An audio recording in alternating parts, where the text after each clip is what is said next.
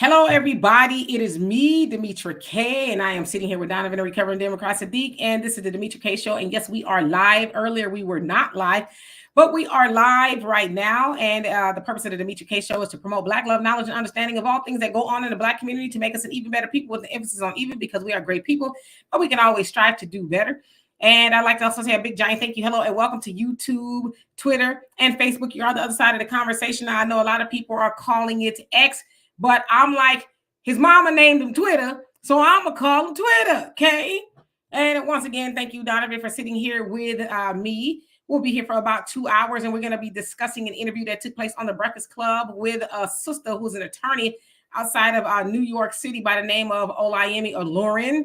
And boy, I tell you, during this interview she had with Eric Adams was the guest on there. When I tell you she ate his lunch, I'm going to show you a few snippets of it. And then we're going to get into a discussion about that. That is what we need to see when I show you. And if those of y'all who have seen it, you know what I'm talking about. We need to see this type of conversation with these politicians. No more softballing, if you will. And so who's on here? Carol, how you doing? Sagittarius Goddess, I hope you're doing well. Wilbur, what's going on with you? Dwayne and Malofactor, I hope you are having a fabulous evening. Donovan, what say you? Welcome to the Tuesday Demetra K podcast. Great to have you guys back. Like I said, you guys are with us as soon as we come on and as soon as we go off. Some of you guys stay even for the after show. Didn't Jodeci have an album called that, the after show, after party? So I don't know.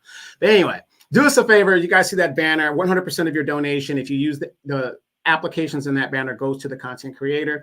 Only 60% of your donation goes to the content creator if you use the YouTube cash assistance type situation. But anything that you provide, we do appreciate. We thank you so much.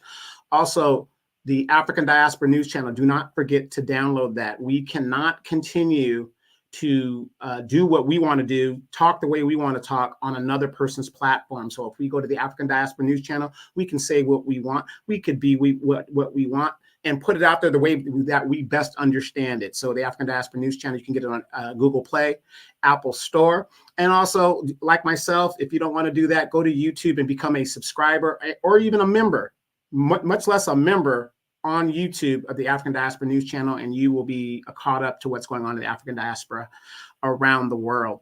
This is going to be a great topic. I want you guys to understand, I did not see this interaction between Mayor Adams and this young lady.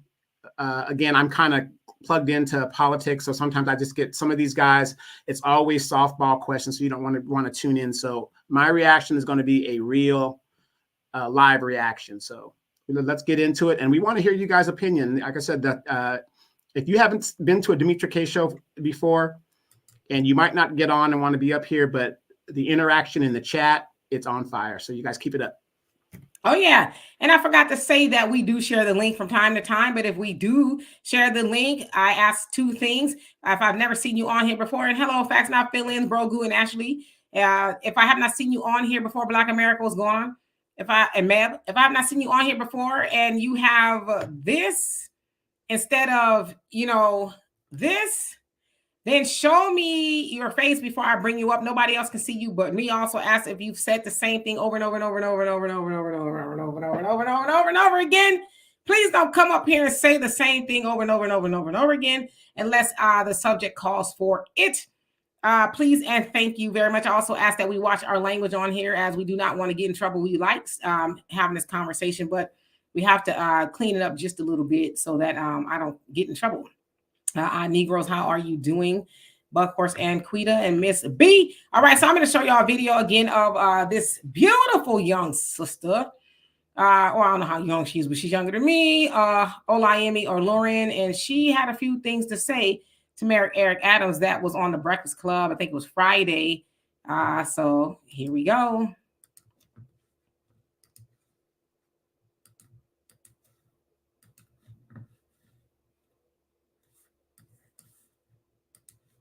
in the same breath that you want to sensationalize and you want to highlight and point out, an officer was killed the other day, which is a rare occurrence across the United States, but let alone in New York. New York police officers have killed at least 7 people this year, including a 19-year-old. An NYC officer killed a 19-year-old in Queens yesterday. I'm not going to dismiss the loss of a life of an innocent person that wears a uniform to protect us. But you do, of the 31 people dead at Rikers and the 19-year-old killed yesterday. I feel like I don't want to take you out of context, and I want people to all of a sudden criticize that you've been dismissive of a young man being shot and killed. It's not going to work on me. I'm not trying to work anything on you.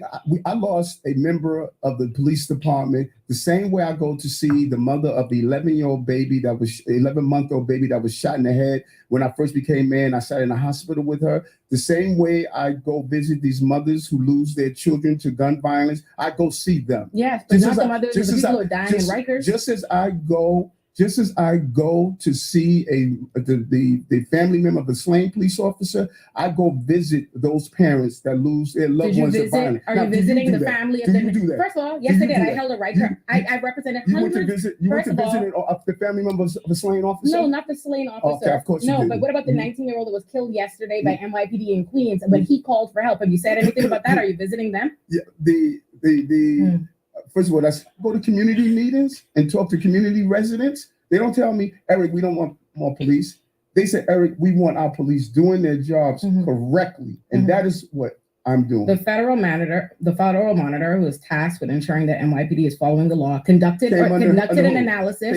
Conducted an analysis that happened 8 years ago, but they're still here monitoring what you're doing. And they said that you have brought back stop and frisk policies that are worse than they saw even during the Bloomberg era. But more importantly, they analyzed the neighborhood safety. I could show you the report is available, and I know it's been available to you because your spokesperson has commented on it. They did an analysis of over 10 precincts, 10 different precincts. That is factual. There's a federal monitor reporting to Judge T. Swain on it and presenting information. They said that, yes, listen, let me finish so you could peel it back. They conducted an analysis of 10 different precincts, and of the stops of 10 different precincts, they found that 97% of them, by the way, of the neighborhood safety teams that were disbanded in 2020 because of their disproportionate abuse against Black and Hispanic people that you revived, they analyzed 10 of those different neighborhood safety teams and found that they're conducting 97% of their stops on Black and brown people, and a quarter of them are unconstitutional. That's what the federal monitor said, not me. You got up and declared that we have this migrant crisis, and I thought it was interesting, your earlier point about the difference between how Ukrainian migrants are being received versus migrants, Black and Latino migrants, because again, you gave a town hall where you were the one who gave this speech and you incentivized New Yorkers to feel this way. Feel which way? This feel like there is a migrant crisis where the migrants are being treated differently than them, where they're getting resources that the migrants are getting resources that are not being given to them because you were the one who presented it to the city that you had to cut budgets across because of the migrant crisis, even though recently you decided that you all actually do have the money to handle the migrant issue that just wasn't publicized as much. No, so this goes back to my original discussion. Sister, you're an attorney, and I'm amazed. I think your art is, I'm just going to throw it out there and make people feel Mayor Adams, before you say it, there's an entire council that knows your line. Woo! That interview is about 50 minutes long. Let me take him down. That interview was about 50 minutes long, and when I tell you, when it first started, she came out the gate swinging, and Charlemagne says, listen, Mayor, loosen your tie, because it's going to be a long interview. But that sister there would not allow him to get away with lying and gaslighting and all kind of stuff. And that was just 3 snippets that I found and I put together. But, she talked to him about the whole, stop and frisk thing that he kind of wants to revive. And, he was talking about the police officers, because what happened was, he was talking about a police officer that was, deleted, if you will. And she was like, okay, well, what about the people that have died on Rikers Island? And I think she said 7 people that have been killed so far by police officers in New York. And then he says, well, I don't want you to I'm not going to dismiss a police officer's life and this, that, and the other. And basically, trying to put words in her mouth. But I love that interview. I love that sister. I don't know much about her. I love what I see. I'll just put it that way. But what I love is, because a lot of times we watch these interviews and, the interviewers sometimes give these politicians little softball questions, and they'll ask them a question and then they'll let them yammer on like Mayor Adams was doing and not telling the truth and not pushing back and saying, you lying. And it's unfortunate that she had to tell him, basically, you're lying, because he kept going on and on and on. She's a smart woman. She's an attorney. So, I doubt that very seriously she would get on there and say stuff. She was like, you can look it up. It came from this council, this federal thing, this blah, blah, blah. And so I don't think he liked her very much, but good. He don't like her very much, because that's the type of interviewing that all of those politicians to get, because as they talked about, people losing their lives in those jails and, by the police. And he is the president of the city. So he should be the one to answer those questions and not, be used to just lying about everything. But Charlemagne and Envy, they asked a few questions, but they let her, man. It was the equivalent of them throwing a red steak to a pit bull, and she just let loose on him. And I love also that sister was not disrespectful, and that she was like, don't come on here lying, because we got all these people watching and people are used to letting you get away with it, but you're not going to get away with it here. And even at the end, Charlemagne was like, I hope you two could work together. And he was like, well, and she was like, yeah, okay. So big ups to that sister for giving him that work.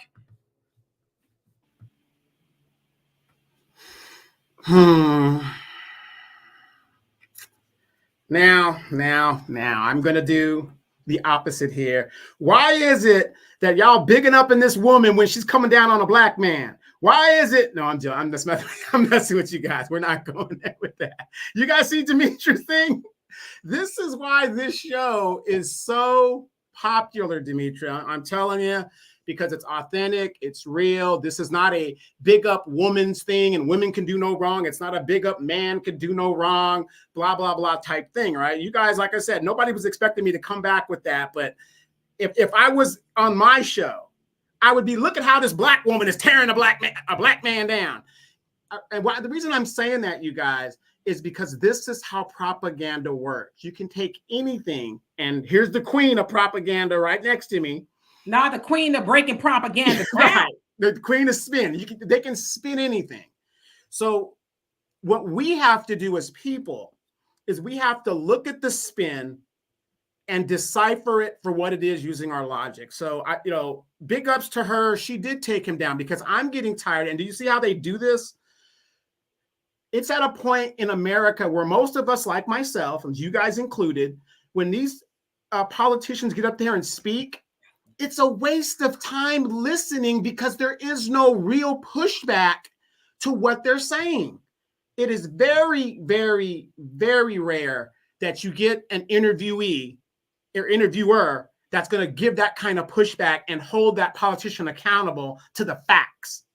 So big up to her. Like I said, I'm not, doing that, but I do want to point out how spin is done, how these fake news articles are telling you, like right now, the fake news and the corporate news is telling you Biden's fine. His numbers are looking good. Black people are going to come out and vote. He's not worried about the black vote, whatever, but they talk about the black vote every night when you watch network TV. They're talking about what black people are doing, even though we're only 14% of the population. Think about it, you guys. 14% of the population, and they're worried about our vote. According to them, there's not enough of us to make a difference. According to them, they should be going at the Hispanics. So Eric Adams, he will be a one-term mayor. The guy in Chicago, he will be a one-term mayor. So on, so forth. Fannie Willis, she will probably be challenged. I'm more likely she will be reelected. I mean, people are sick and tired of politicians, because reality is what we see in our front doors. Demetria and I were talking about this earlier this morning. California is getting ready. I think it actually happened. $20 an hour minimum wage to flip a burger. But they cut the hours and they cut the employees. So where's your raise? Do you see how this politics work? They just changed the whole narrative. It's crazy. So again, big ups to her. We need more people like her that are going to push back and get the real questions and get real answers, so that we could make an educated decision as a voter. If this guy is shoveling the bullshit, the BS so high, do I really want this guy back in office? That's the questions we got to ask. We need more interviewers like her. Big ups to her. Yeah, and then also Adams was trying to say, oh, well, this is an attack on black mayors due to all the migrants being sent to the black Race card. To the black cities and stuff. He says, they weren't doing it in LA until Karen Bass got there, and then Brandon Johnson in Chicago. So he says this is an attack, for lack of better words, on black mayors. And he says there's no doubt that at the end of my mayoralship, if you will, I will be regarded as one of the most appreciated, mayors in history. And he was also saying how, every people appreciate and love the job he's doing. And she was like, that's not true. There's data saying that's not true, but yet here you are. And then she was also pressing his feet to the fire, saying, you're the one that's doing all this fear mongering. And you started the fear mongering with, oh, the subways are dangerous and we need to have all this law enforcement, this, that, and the other. And he was like, no, I didn't. And she says, there's lots of video of you doing it. And so then as they were talking, he was doing it there. She says, see, that's what I'm talking about. You're doing it now. But then you said you weren't doing it. So which is it? And then you got to ask yourself, he can talk about there's an attack on black politicians, right? Democratic politicians. Well, who's doing the attacking? Is it the Republicans? Who's sending these migrants to these cities? Under what policy are these people crashing the border and doing what they're doing? The Democrats are doing this. They're the ones with the whatever city. What's it called? City? Sanctuary cities. Sanctuary cities. All you got to do is repeal sanctuary city, and then you won't have that problem now, will you? But again, it's almost like when they say, "Oh, having ID is racist." How is having ID racist when most people in the United States have some form of government ID? How is that racist? Yeah, and he also kept saying, the leftists, and I'm like, well, he's a Democrat, but if you know anything about Eric Adams, he's almost like a Republican, right? He's very conservative, but he kept trying to make the difference of the leftists. So when somebody's a leftist, that means they're far left of the Democratic Party, which is super extreme with as you see with the migrants and things like that. And then they also asked him about the food cards that they're giving the migrants. And of course, he went on with his spiel and he blamed it on some other first black lady to do something there, saying, oh, well, they're not wasting the money, the food, because they'll save $600,000 a month because the migrants weren't eating the food that was there at the shelters, and they'll save $7.2 million a year, and they're only getting $13 a day, but it's for a family of 4. So it's like $350 a week, which there's a lot of people who are American citizens who aren't getting that, right? But that interview was fire. I said, who is this sister? I'm going to have to start paying closer attention to her, but they need to have her on there when those politicians come. No, especially if Joe and Kamala go there. Oh, yeah, they need to have her. Now, I don't know what party she belongs to. I see some people saying she's a leftist or, she's a Democrat or whatever. That's fine. But I don't care what party you're from. Are you going to be able to get to the truth? Are you going to let these people get away with it? Or are you going to, do your job? That's what journalists' jobs are. They're not to, as Roland Martin did with Tiffany Henyard, got on there the first time, let her get away with lying, and in his comment section had to tap his backside like, nah, we don't show up for that. You gave that lady, softball questions, and she clearly was lying. You could have went anywhere to see she was lying, but you didn't want to ruffle the feathers because you're Democrats in common. So if that lady is a Democrat, Olayemi, I think that's how you say her name. If she's a Democrat, I couldn't tell. And then you also got to remember when you're a interviewer that doesn't throw softball questions, they don't want to be interviewed by you anymore. So the chances of her being interviewed or to interview a major political candidate is almost zero. Is almost zero now because they see that she's not about the BS. And isn't that funny? These people they want to represent us and make millions of dollars, but they don't want to answer real questions. They don't want to answer the real questions. And Clubber Lane, how you doing? It says the fake fast club will be shilling for Biden when the Democrats pay them a visit again. That may or may not be true, but I tell you one thing, I hope they have her on there, and I hope that she doesn't tuck tail and run. Do not never let Biden get back on there again talking about if you don't vote for me, you ain't black. And, Kamala up there giggling and jiggling and stuff. Nah, asking, there's a lot of, because now they have a record to run on, right? Before they didn't really have a record to run on. So it was, what are you going to do? And all this other stuff. But now is, look what you did. How do you explain that? So I'm sure they'll go visit them, and hopefully that won't be the case. And Carol, you say, I'm still baffled he won the election with black people after admitting he wanted to reinstate stop and frisk. Yeah. But see, that's that whole problem with if they're Democrat, which again, if you really look at Eric Adams, doesn't really seem like he's a Democrat. It's a Democrat name, sort of like Joe Manchin is a Democrat name, and he got the business too somewhere. I saw they ran up on him.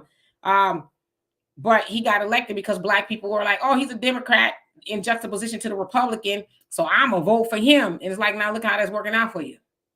And you think about a lot of these Democrats that are tough on crime. Eric Adams is an ex-police person. So he was like, yeah, I'm going to give the police department this, this, and this. Even though the police are doing mass murders, basically, of the citizenry, he's still supporting them wholeheartedly without question. Yes, indeed. And hello to everybody that came on here. Superstar Rising. I hope you're having a great day. Yeah, Average Logical Thinker says she's more tolerable than Teslin Figaro. I think that's how you say that name. I like this young lady. Yeah, Teslin, she tries to ask some of the hardball questions, but she wasn't pushing back like that. So that sister was not like, she was like, nah, you not pass and go. You're not going to gaslight me. You need to say, see right here, and answer this doggone question. Don't try to, do red herrings and how you this and that. And then he kept on sister, brother. It's like, nah, take the sister, brother out your mouth right now. I'm asking you the question that people, especially in New York, need to know. And don't be up here trying to be cute.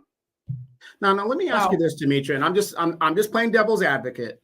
Because like I said, you don't know this woman. I don't know this woman. We don't know what her style is, whatever.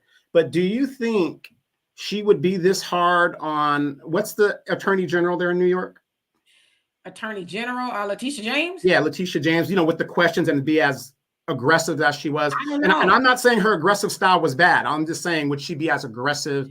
And I don't know this sister. This is the first time I've ever seen her, but I know because I've seen a couple other people. And how y'all doing, by the way, in the comment section, basically saying because it was a black man, I think we need to get up off of that.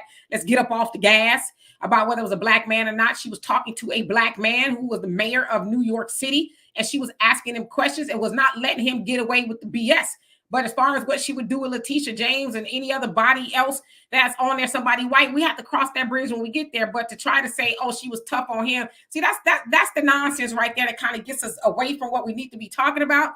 That black woman was talking to that black man who is at the helm of New York City, which is one of the biggest cities in the nation, that is giving a copious amounts of millions to migrants while other New Yorkers are sleeping on the street and not getting money. And the last thing we need to be doing is trying to see if she would be that tough on Letitia James. I don't know. Would she be?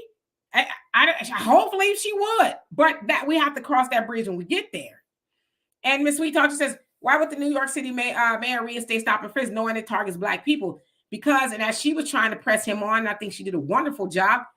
He ran on, the crime, train, if you will. We're going to be tough on crime. We're going to get crime down. And that was his mantra. And of course, Eric Adams is a ex-police officer. And I think he was something of the police union. So he is really deep blue, if you will, not Democrat as much, but he is very pro-police.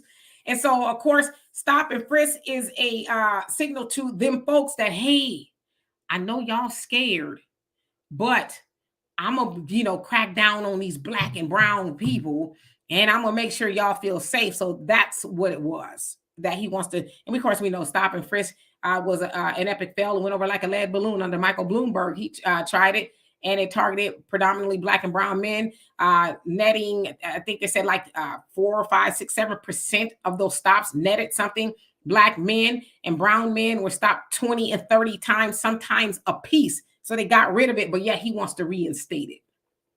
You know what, Demetria? Here's the thing. Before we open it up and get to our comments, I just want to say this: the real question that should have been asked is, what is his relationship with Bishop Lamar? What's his name? Whitehead. Yeah, Whitehead. And what's he going to do about it? He said, I don't know you. Hey, Rodney, he said, I don't know you at all, brother. You on your own. Don't drop the soap and all of that. What's the connection? Is there any validity to him knowing them best buddies? Yeah, I believe all that is true. But once you get found guilty, I don't know you. Like Mariah said about J-Lo when they asked her about J-Lo, She said, I don't know her. I love it. You know, because nobody's talking about the bishop. I mean, the bling bling bishop. I mean, all them crimes and stuff. I mean, come on.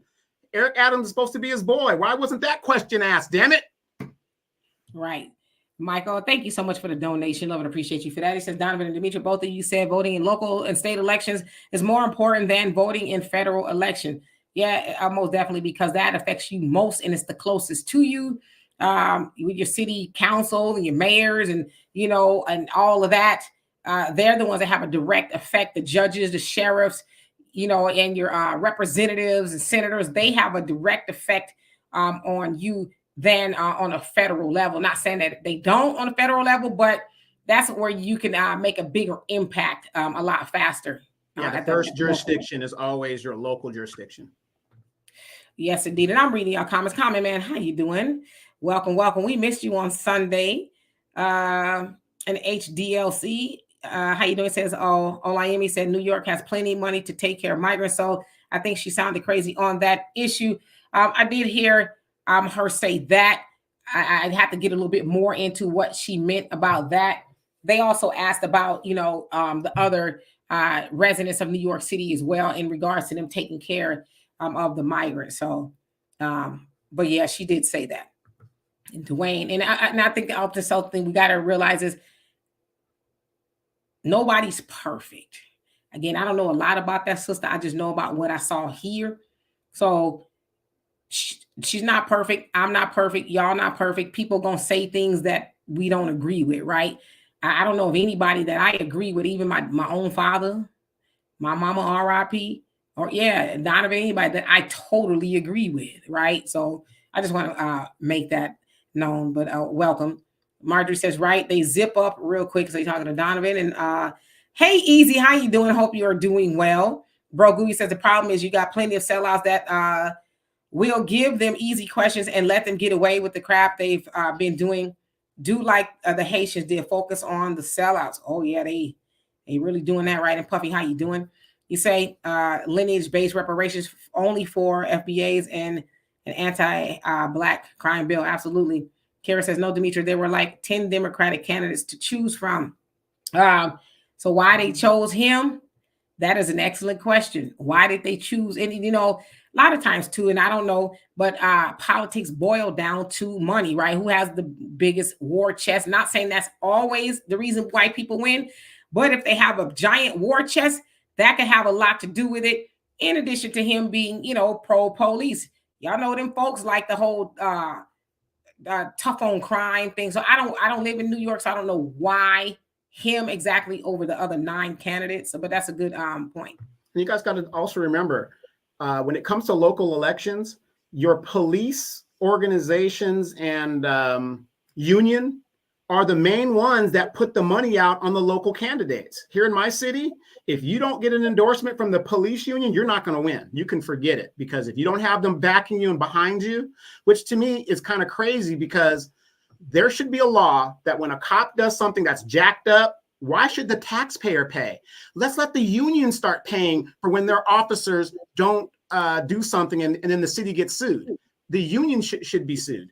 And then maybe that would change the environment within the within policing in America.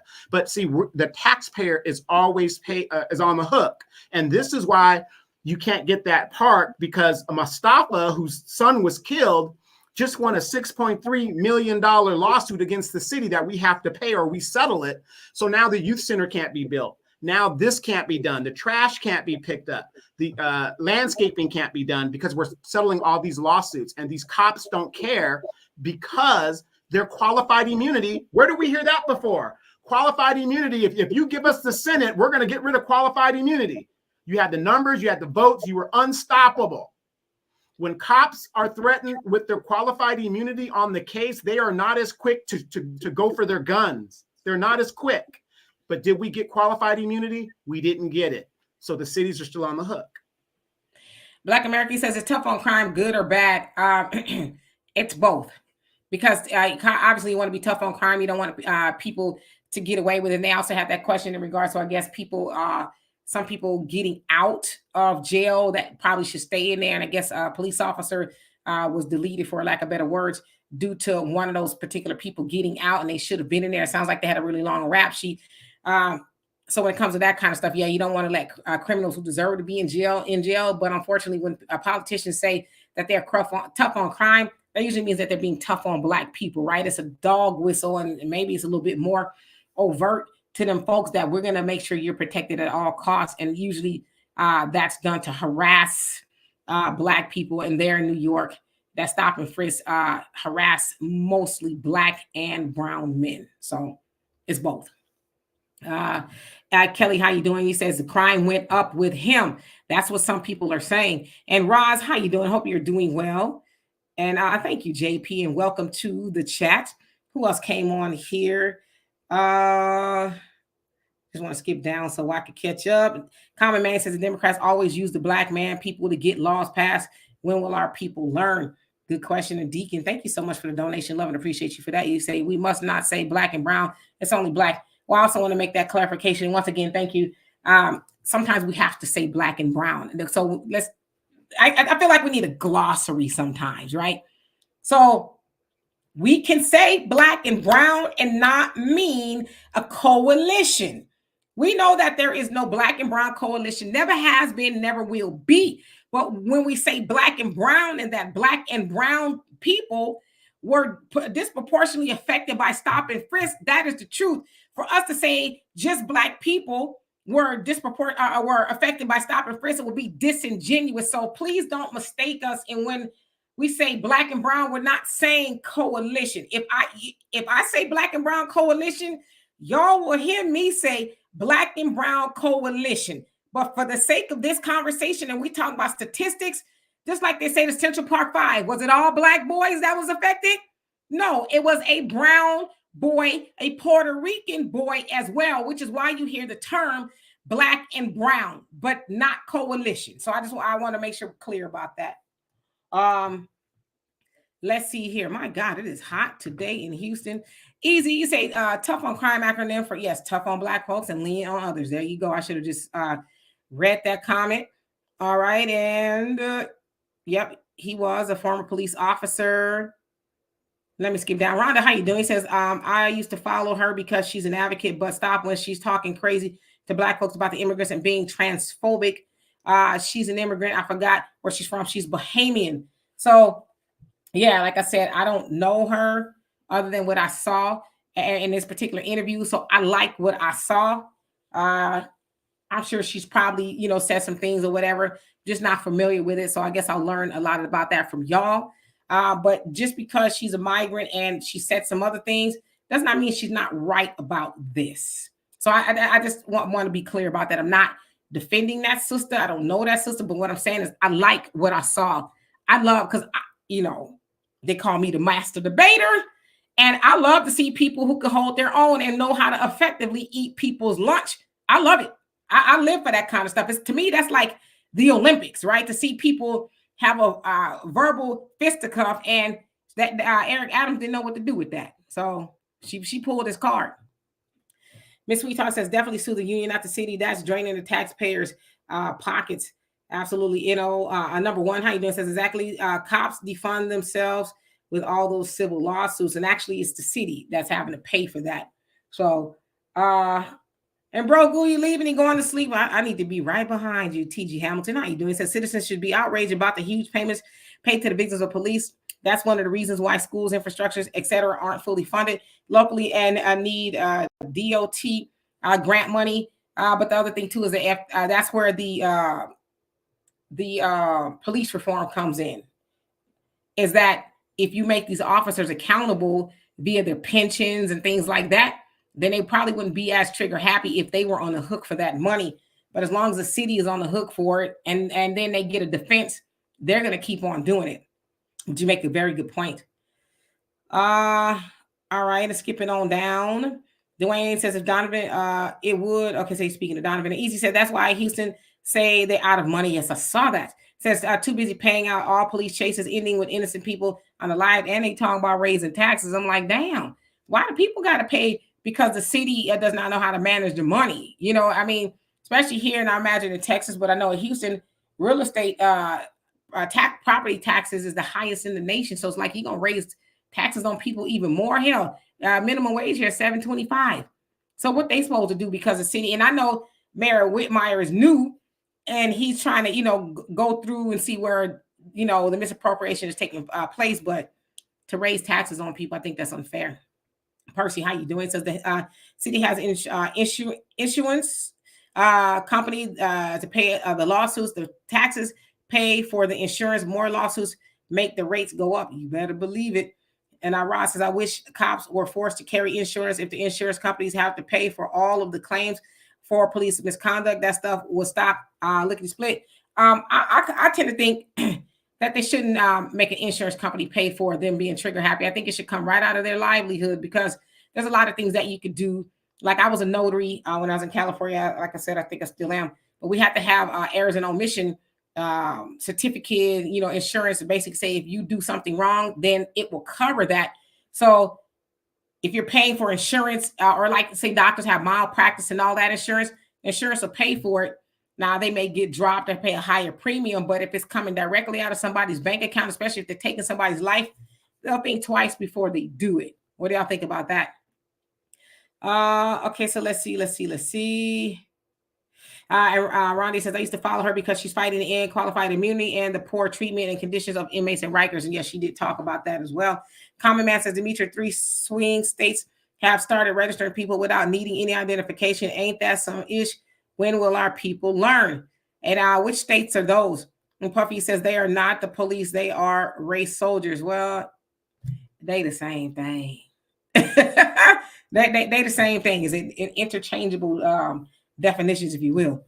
And Facts My Feelings says, notice how blacks in public office always got a tough on crime agenda, but never tough on unemployment and low wages. Yeah, because they know, unfortunately, that especially if it's a Democrat, black people going to vote for them no matter what. But they know them other folks is like, nah, you got to do more than just be bumping your gums. What you going to do for us? What's in it for me to show up to the booth? So they sell out their own people to get the votes from the other people, and the people that they're selling out going to show up. As I said, November come, it's going to still be overwhelmingly amount of black people showing up to vote for more of nothing. So that's kind of why they do it too. JJ says, I stopped saying black and brown years ago. Well, again, I hope that my explanation helps. Sometimes we're going to say black and brown because we're talking about numbers, not necessarily a coalition. Dwayne says, yeah, I don't say that anymore. Latino cops don't disrespect their people on the level. Black men are disrespected and profiled. All right, let's see. And Tariq, how you doing? He says, where was the smoke for the other politician that interviewed on the Breakfast Club? Where was the same smoke for Candace Owens? Well, in all fairness, that sister was not there. And she did most of the heavy lifting on that particular interview. So I might agree with you. The Breakfast Club tends to give softball interviews, but that sister was not for that. So big ups to her. And Bernie's, how you doing? Says, I'm a big Mayor Eric Adams critic. However, he did well against her. I don't think he did. Which interview did you watch? He actually got mad even to the point where Charlamagne had to tell her, hey, loosen up your collar. You're going to be here for a minute. It's all love, but you here to answer some questions. And unfortunately, some of the questions may not be the cute ones that you used to getting, but they need to be answered nevertheless. So I think he kind of lost it a couple of times by cutting her off. And he even kind of disrespected her by talking about her like she wasn't in the room, to the point she says, hey, I'm right here. Because he turned to talk to Charlamagne. Yeah, she was like, wait a minute, I'm right here. You don't need to talk over and through me. You could talk right to me. So, DB, how you doing? It says brown people are accomplices of our demise in the inner city. Okay. Ronnie says she makes it known she can't stand that dude. So you're talking about Mayor Eric Adams. Yeah, Breen, I some of these comments I ain't even gonna comment on her, but like I said too, I ain't gonna say it, but yeah, you're right. She is black. Hey Samuel, how you doing? And Bernie says, I disagree. She didn't back anything up with facts. Well, she did cite things. See, this is the thing about debate, which I know a lot about. A lot of times you ain't gonna be able to pull up your phone or have an article or something. You cite it where it's at, and you go look for it. And that sister did a wonderful job at citing where he could go find that. Also, I should say that she is a lawyer, so lawyers are usually pretty good at knowing where to go find stuff. So I disagree with you that she didn't back it up. She told him where to go find the stuff, and he didn't disagree with that. But see, the problem is we are used to people lying and getting away with it. That sister stood toe to toe with him, was like, you lying. And she had to tell him that. Yeah, well, I don't think it's even that. I agree with you in the aspect of that. What it is, when it comes to other Black people, we always give them a pass. We're always giving the benefit of the doubt. That thing. See, this the thing, though. Maybe I'm hot. Maybe it's Maybelline. I don't know. We making up stuff that wasn't even in the interview. Why did that in debating? Maybe I'll do an argumentation and debate class one day. That's called a red herring. Straw man. Like none of that stuff was even there. So we're plugging in stuff that wasn't even a part of the interview. Whether I've never seen her have an interview with another Black person. So I'm not saying she doesn't do it. All I can speak to is that particular interview. I didn't see her not go toe to toe with another Black person. See, also we got to get that out of our mentality of we always, because in the other vein, we don't do that to white people. Well, did you say that to that white lady? Would you do that to? Whereas Black people, we want to make sure they cross all the T's and dot all the I's. Well, what did she do? Knock it off. Hey, Jerry, how you doing, Hawaii? How's the weather? And Deacon, thank you so much once again. You say, will the Democrats use mail-in votes to cheat? Oh, I don't know nothing about that. I don't know nothing about that. Comment, man. He says, I never use Black and brown, only worry about the African people. We need to stop worrying about everyone else at Demetra. But again, I hope y'all heard my explanation. Maybe I'm behind in the comment section, but I'm going to use Black and brown if I need to cite something. And like I said, if I want to say coalition, then I'm going to make that clear that I'm talking about coalition, but y'all did not hear me say that not one time about no coalition. Again, we're plugging in stuff that does not exist yet.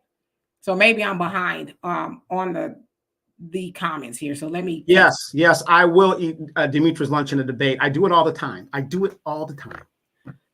Y'all see how skinny he is, though, don't you?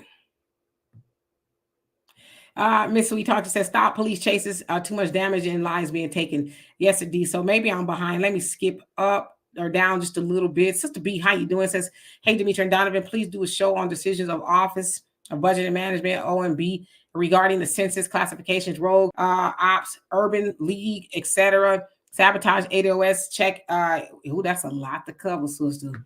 Yvette Carnell's.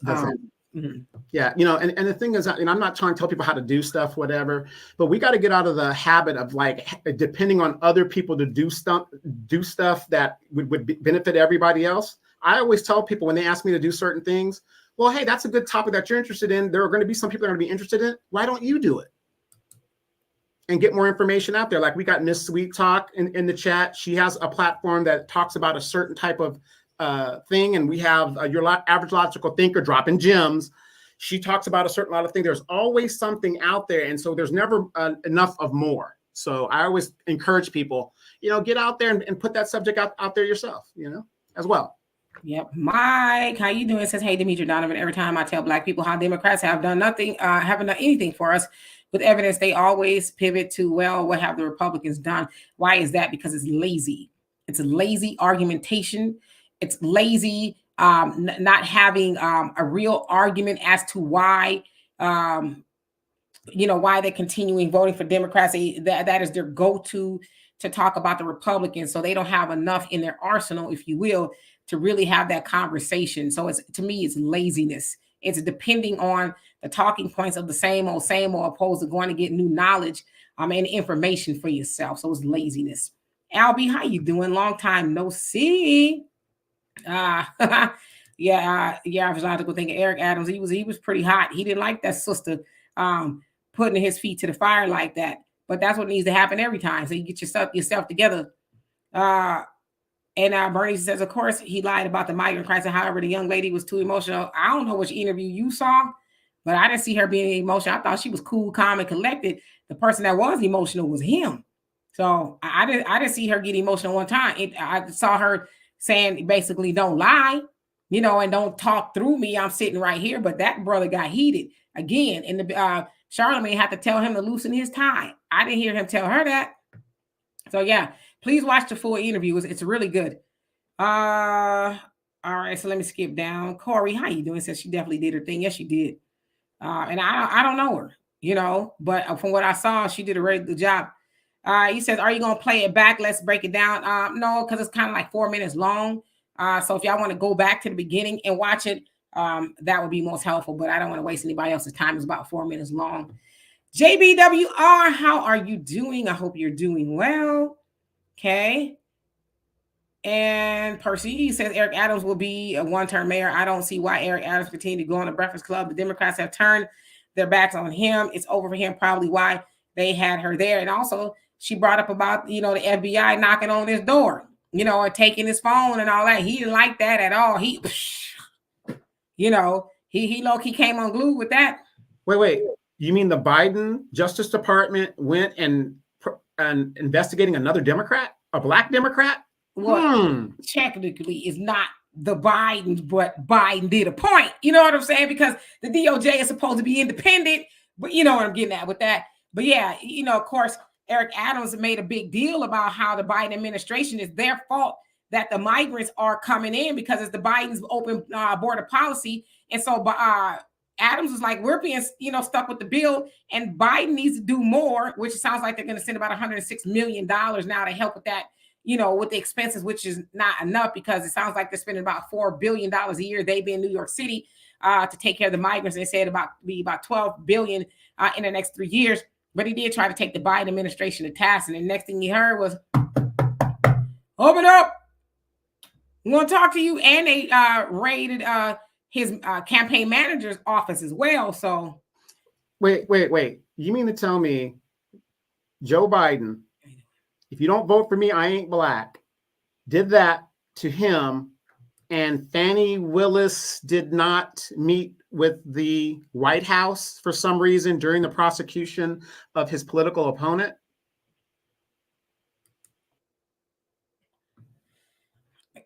Yeah, I guess.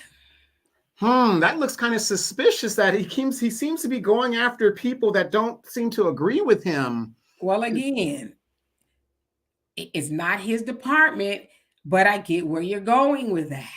Because that's the go-to. We don't have anything to do with that. We're staying out of it. That's an independent. You see what I'm saying? That's the official answer. But logically speaking and thinking is like, is it independent? I don't know. It doesn't seem like it is, but. Right. The George Floyd thing didn't really come about, and all these promises he was supposed to do and didn't happen, even though he had a majority in both House and the Senate, gave everybody else, a small group of people, what they wanted, but couldn't give a bigger group of people what they wanted. And now he loses the House, and now he can't do anything for Black people. It's kind of strange. Yeah. And number one, she brought receipts. She wasn't up there just talking, right? So that's why I'm saying, Bernie, what interview did you watch? Herb, how you doing? He says, the Honorable Elijah Muhammad wrote message to the Black man in America, not Black and brown. Again, where did I say coalition? Y'all getting hung up on. I'm just one of those people is like, it's not worth it to keep repeating myself. And trust me, I have a message to Black man in America over there. I've read through it a copious amount of time. I know exactly what the Honorable Elijah Muhammad said. In fact, he says we shouldn't even be worried about what's going on with our brothers and sisters in Africa until we worry about and get our own selves in the position that we need to be in. And he said that in the fall of America. So again, I never said Black and brown coalition. See, y'all so pent up on us and not trying to be disrespectful. Semantics. Yeah, to where it's like, so we're going to die on that hill? Is that what we're going to do? Because you're going to have to say Black and brown. You're going to have to say Black and Asian, but that doesn't mean there's a coalition. I know that and seems like it puts it together, but for context, no one on this panel say anything about a Black and brown coalition. In fact, Donovan and I are very clear that there's no Black and brown coalition. Felix T. Harina, who was LULAC's president in 1956, says, I am not interested in aligning with the Negro. His problems are not my problems. And every other president of LULAC before and after him said the same thing. We are not aligning with the Black community. So we know that there's no Black and brown coalition, but we don't say Black and brown for the sake of context to tell a story. If that is all right with y'all, I'm not going to say that no more. Let's see here. Let me skip down just a little bit. Hood View Politics. How you doing? It says you guys are misleading Black people on the podcast. I'm gonna send you a link in just a minute.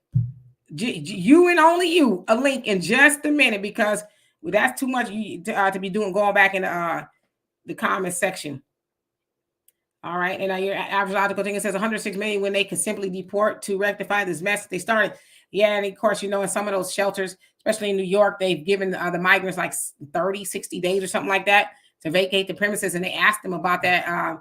So what they supposed to do after that? And he was like, well, they kind of on their own. What would everybody else have to do? So Michael said, Demetri and Donovan, I understand why the Census Bureau is adding new information to its race-based categories, Hispanics becoming white to receive resources and power from the federal government. Well, they've always been doing that. They've always been saying, oh, I'm white, instead of, whatever they really are, right? So that's nothing new. Bernie said the winner of the debate is determined partly by who controls the conversation. Mayor Adams controlled the conversation, debunked all her talking points, and ended with the last word. That's not false. False. That does not determine the winner of a debate, who controls the debate. Because, for example, y'all remember that debate between Trump and Biden? Who controlled that debate? It was Trump. Remember, he was interrupting and he controlled the debate, but doesn't mean he was right. Doesn't mean he was telling the truth. So trust me, I does this. That's not how you determine whether somebody won or not. You determine by who scored the most points, who brought the most facts, and who was able to, in a way, shut down the opponent with substance. Eric Adams didn't have substance. He had talking points that were canned, that he rambled and brother and sister and this, and I'm like, my earring and all this other stuff. He didn't say nothing to debunk what she said. He didn't. Anyway, if you, I'm gonna send you a link, and only you a link. The Lions Den, how you doing? Naomi, what's going on with you? Naomi, I think I said it right. How you doing? Let me skip on down. You know what, Mike? I would love to have an interview with her. I really would. I love interesting people who know how to say something. That I really do. She is very fascinating, and I love fascinating people. I may not always agree with people who are fascinating, but I like fascinating people nevertheless. Easy says, the forces that surround power is always the real power. Adams not running the show on his own merit. Well, we know that. But he sure is taking the getting his backside kicked in for it, ain't he? He getting the kick in the tailbone for it. Valerie, if I already didn't, how you doing? He says, we can't dismiss Bot Owens and the mayor. Okay. Superstar Rising says same pattern as Obama. Yeah, they all have the same pattern, right? And Common Man says the Republicans did good by me. I'm still making money from Trump's presidency. And if he wins this next election, I'm buying another house at Demetri. I know that's right. Clever Lane says you saw the white guy attacking the FOI member. FOI member put pause on him. Hey, as they say, we gonna defend ourselves, okay? Because I saw people saying, oh, well, you should have did that to him. It's like, no, you shouldn't have forced me to have to defend myself, right? All right, Brooklyn Bandit, how you doing? He says, hopefully my fellow New Yorkers will vote out Hochul and Adams. Yeah, they need to go. Because Hochul's the one that's putting all those, I think it was 750 National Guards on the platforms of the subway to check people's backpack. And she said, if you don't like it, stay home. Wow. Soto, he said, sometimes we can be quick to find fault in our own people. And I don't think we realize how slave-minded that is, to try to poke holes in, and a lot of it is just jealousy. That woman did a great job in talking to Mayor Adams. Y'all used to seeing people get them softballs, underhanded toss. Here you go. Instead of that curveball. That Roland Martin interview. Let's start calling it the Roland Martin interview. Right. Lions Den says 90% of people in Africa are not our people, and we don't come from Africa. Again, I disagree, but okay. You know what's so funny? I put water in my cup, and for about 5 seconds, I thought maybe I should put some alcohol in there. I think the ancestors were saying, you need something stronger than that water today. As I started to put some wine in there, I was like, nah, I'll be too loopy. Well, I can say for a fact, Demetra, like, again, I know people are saying we ain't from Africa and this, that. We have this thing called genealogy and stuff. You can take the test. I know for a fact Demetra has origins in Nigeria. And then when we were in South Africa, the spirit of her mom, Demetra looked like a hybrid African, a little smaller, but the same dimensions and the same features. Yeah. And I know because we got this whole little thing now going on, you know, I'm African American, I guess. I was gonna say 100%, but if I got, you know, roots in Nigeria, then I'm born and raised here, put it that way. And my mama and my daddy and my grandparents and my great grandparents are born and raised here, and so on and so forth. But yeah. Hey Norris, how you doing? It says the division in the Black community is getting worse to the point where I don't think we have communities anymore. We live in tribes, don't even speak to each other anymore. Yeah, they're neighborhoods is what they really are, because the community works in tandem. Ours, there's some still, but it's not as much as we used to have. And only Pamela's Way says Eric Adams is a liar and deserves to be voted out 100%. Dwayne says, hell, as I can see, the blue party is anti-American, white or black. They got to go. Now that we can't agree on. Let's see. And Corey, I love you. I love you being here. And thank you so much for that. Michael, you say, Demetra and Donovan, I had to correct them folks, Asians and Hispanics, that there is no such thing as a black and brown coalition. Yeah. Thank you. And Wilbur says, whoever wins this debate loses if the end of white supremacy is not the hill we are willing to die on. There you go. There you go. Perfect. Hello, Benito. How you doing? You say, bless the migrants. Okay. Barney says, I watched the interview twice. I'm not Eric Adams fan, but he controlled that entire. Okay. Easy says, any footage of the pause on the white dude? Well, there is, but I can't play that here because y'all know how it goes here. But there is a bunch of footage. The FOI were minding their business, doing what they normally do, and he ran into the middle of the road, and he got put on his back, to say the least. So they will defend themselves. They don't carry weapons or anything like that, but they are definitely trained to handle business if need be. Don't give up. How you doing? Says my favorites on here, the D's. All right, now, thank you. And let's see, just skipping down. Black America, you said, where'd it go? I think I skipped up. It says, have a drink. I like tequila. Yeah, this was going to be some wine, but I was like, I don't even really drink like that, but it was called, like Tanqueray. Get you some Tanqueray. It was calling me. It was just calling me. Hello, Demetra. You don't know it now, but you're going to need this. I'm not one to drink. I off my rocker with a couple of sips, so I don't drink normally. Percy says, thanks for hosting. The host taking the time to read the comments. Oh, yes, my pleasure. Again, I'm not one of those people to sit here and just and not acknowledge you all. You guys are the third co-host, if I didn't already tell you that. The Lions Den says, we were the Jews who fled into Africa. Okay. And Black America says, how long does it take to be American? Well, I think if you're born here. If you do it the right way, and you migrate here, it'll take you a little over 10 years, unless you serve in the military, which would take you about half that time. So. If you're born here, it's instant. Brooklyn Band-Aid says, guess who's going to be born here with over, they say 3 million migrants have come in here illegally, and they're going to be having children. They already having them. Yeah, exactly. Brooklyn Band-Aid says, I accept any Afro brothers and sisters, Afro Latinos, and Afro Latinos. Absolutely. Just a boat stop, really, the most in Brazil from what I understand. So yeah.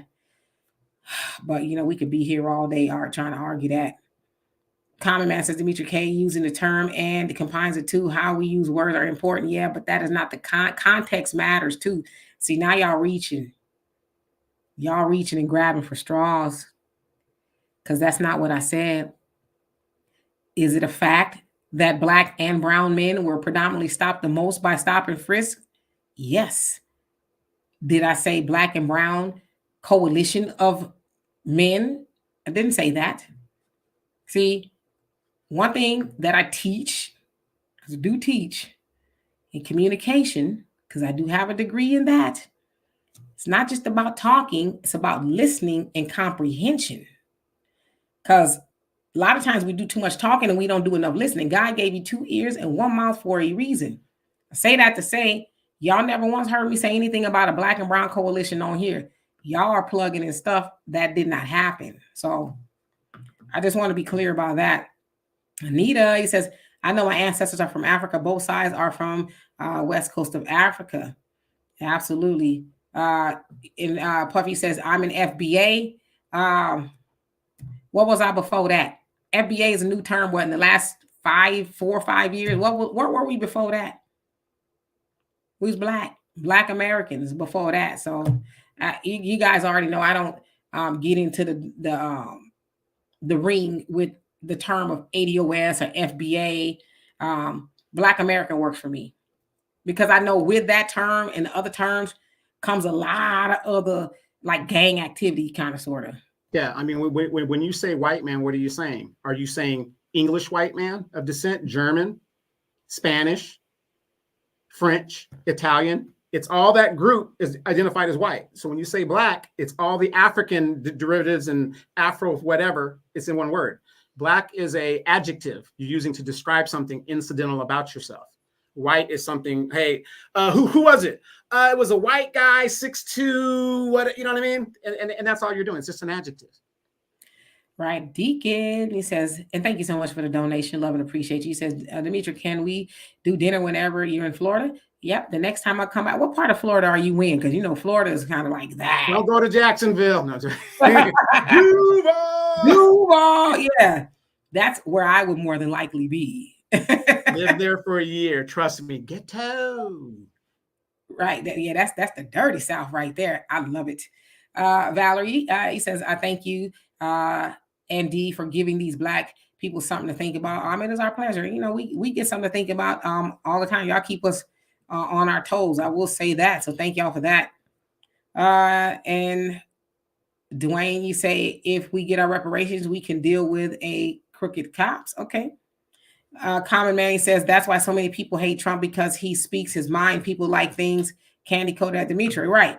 And that's why I love that interview with her, because she was not going to be, oh, really? She was like, stop lying. So, and Marjorie, thank you so much for the donation. Love and appreciate you. He says, love you too, for your knowledge and courage to speak out. I appreciate that. You know, it helps when we get comments like that, because it's not always an easy, and I don't even consider it a job, but it's not always easy, because y'all have no idea, and maybe you do, the restraint that it takes sometimes. Because Donovan knows that I'm a firecracker. Remember that time when we first started and the guy said something and I went off? Yes, I do. So it takes a lot of restraint. I'm telling y'all, it really does. Because I'm not saying I'm not being authentic here. I am. But we're sitting up here, you know, you don't want to be acting crazy and stuff. You want to, you know, be reserved. And I would say 95% of the time when I'm off of here, I am. But sometimes I'm like, getting on my damn nerves, you know. So thank you. Valerie says, Black people have been scattered all over this globe. Right. It's not just in one place. So very absolutely. Mikey says, do they still make Tanqueray, Donovan? Oh, Lord. Michael says, Demetri, I'm curious if your parents have taken genealogy tests to determine their African roots. No, but my siblings have. But, you know, my father's 80 years old. And in Africa, I guess they call them griots, the storytellers, right? So my father, being 80 years old, remembers his great-grandparents and the stories and stuff that they would tell him. So I say all that to say they didn't need to take genealogy tests, because they were, you know, there to the source of hearing the stories of our people. So they did not. But my siblings and I have. Bernie says, I mean, he told a lot of lies about the migrant crisis, but she was there to debate policing and crime. She was dead wrong on the issues. Okay. Steele, how you doing? Says, when you spill water on the migrants, they multiply and don't feed them at the midnight. You talking about they gremlins? You wrong for that. You are wrong. Yes, Clubber Lane Friedman. I think I like that term better, because that's a term that has been around a lot longer than what we are hearing now. So I don't have a problem with that one. Sparkling for Jesus, how you doing? Good evening to you. Long time no see. And Marjorie, you said we must delineate. Now that I do agree with. And as Brother Phil said, we are late to the party of delineation. We have been all inclusive with everybody. Not that there's nothing wrong for being concerned about your fellow man, whether they're African, Caribbean, or wherever they're from. But it has been told to us years ago that we should be concerned with the plight of African Americans or Black Americans, because I know y'all Black Americans, because we are the most disjointed, I would say, probably people in the world, Black Americans. I don't know if there's other people who, when I say disjointed, disconnected from the source, knowledge of self, and all of that. So I definitely do believe that we should delineate. Just another woman. How you doing? Says I haven't had a chance to watch the interview, but I will. Yeah, check it out. It was very eye opening. I loved it, and it was actually sent to me a couple of days ago. But I get sent a lot of stuff, so I don't have time to really watch a lot of things. But that was a really good watch. One who cares. How you doing? Glad you can make it. Yeah, and Bernie sound Black American. Same here. MC Fact, how you doing? It says, or you could say Native Black American. Yeah, and you can also say he was Black. That's what I've been saying forever. I'm Black. I'm a Black woman. I never thought up until recently that I had to say I'm Black American, because if I'm in America and I'm Black, I think that's to be assumed. But because things have just been, defined, and I don't know, I guess now we have to say we're Black Americans. But I've been used to saying that I'm Black, and it's clear I'm a woman, so I would hope so. No reparations, no vote. How you doing? All right. Let me just skip down a little bit because I want to open up the link. Was it Hood View News? Is that who it was? Yep. That was on here. I want them, whoever they are, to come on here. Dwayne says the answer to end this foolishness is clearly not to vote for any Democrat, all public offices. F them. I'm F them on the Democratic plantation. Okay. Yeah, Bernie's the original man. Absolutely. We know who that is. Let's see here. I am sweating. It is freaking hot here. I think it's like 85, 87 degrees, and I had on a long sleeve shirt because I've been working. Valerie says that's like my 90-year-old other laughs at date for the first Black police. She says they were security guards for Black communities only. Okay. Clubber Lane says, will Trump follow the Russian deportation model? Oh, where'd he go? I skipped a model. If he wins, they're not playing. It remains to be seen, right? And Michael says, Demetri and Donovan, I want to thank you for expanding my perspective on Black Americans. I'm evolving slowly but surely. And you know what? That's what we're supposed to be doing as humans. We are supposed to be evolving. Unfortunately, a lot of people don't know how to evolve. They won't evolve. They'll stay stuck.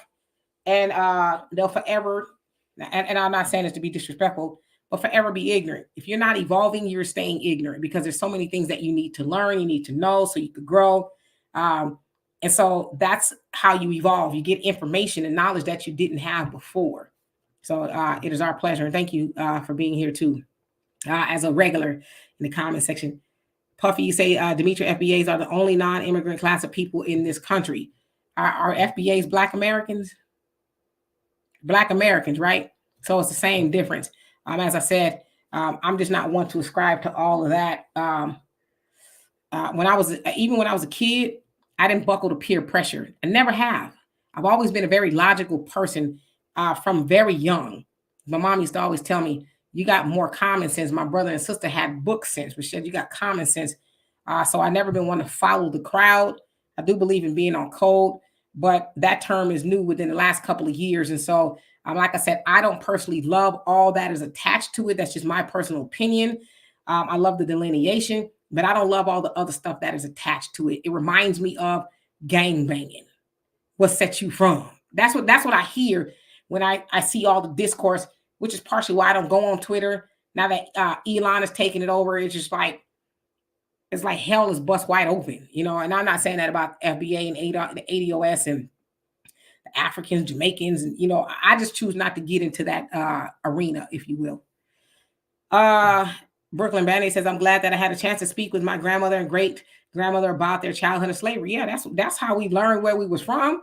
This DNA testing is what, 80s, maybe late 80s. So that's something that's new. How did we know where we were from before then, right? You open grandma's Bible and there's all the information, the birth certificates, the slave receipts, all that stuff is in the grandma's Bible. The family tree. I mean, all the pictures and the picture. And I remember my great grandmother, you know, which was my dad's grandmother. I remember my great grandmother and grandfather. So those stories, that's how we learned of who we are. It got passed down. And that's why I say we should never discount our elderly people, because they are the keepers of the history and the storytellers. Whenever you get an opportunity to sit next to our elderly people, especially your family members, that is gold. Never, ever discount that. So, all right, let me see here. Where did I leave off? I saw an easier comment. Okay. Oops. So you said hood view politics is your moment, sir. I don't even see them in here. As soon as I see them pop back up, I'm gonna put the link so they can come up here. Marjorie says we must pull back in order for the African people who come here illegally and legally understand that what we're talking about.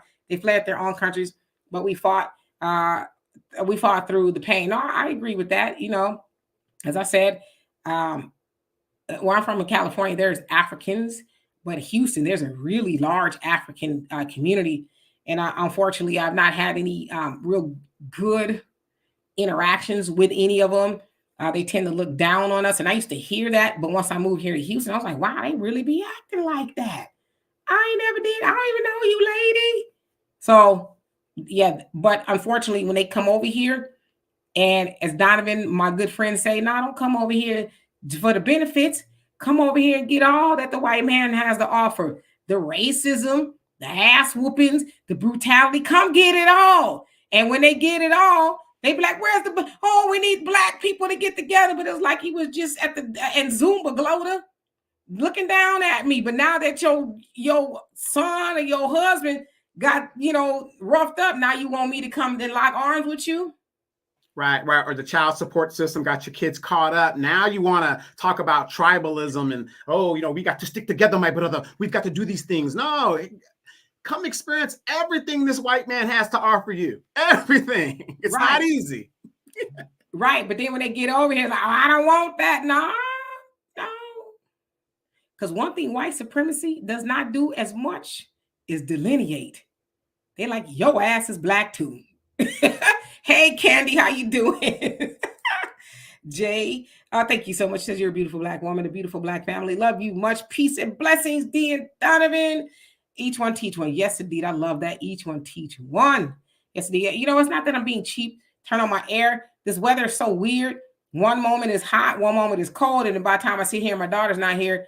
It's like, I probably should have turned on the air conditioner. But the good thing is I probably lose about 2 pounds as I'm sitting here, which I can really afford to do.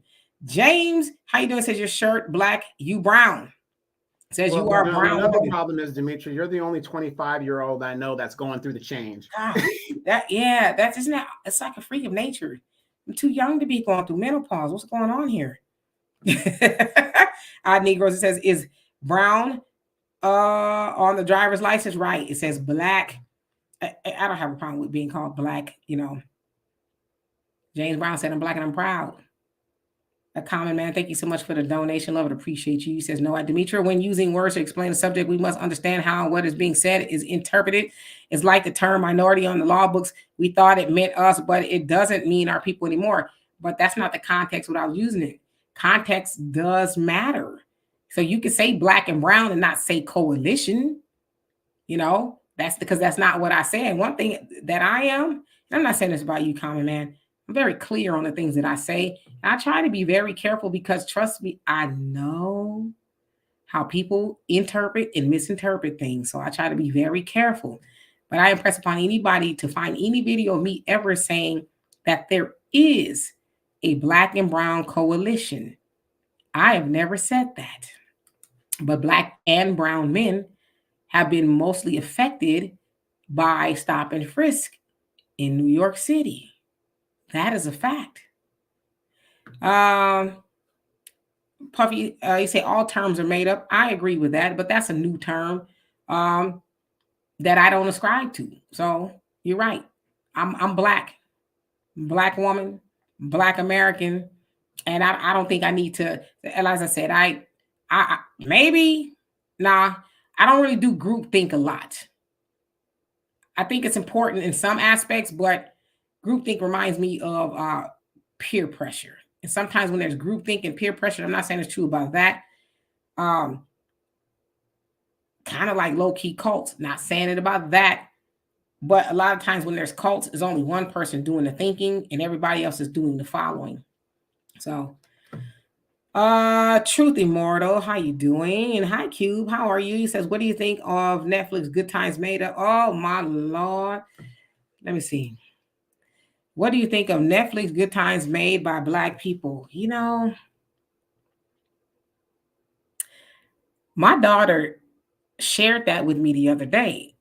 And I guess maybe I kind of heard that there was a Good Times cartoon coming, but I didn't really know, right? And so she says there was a lot of conversation online about it. And so she sent me some videos.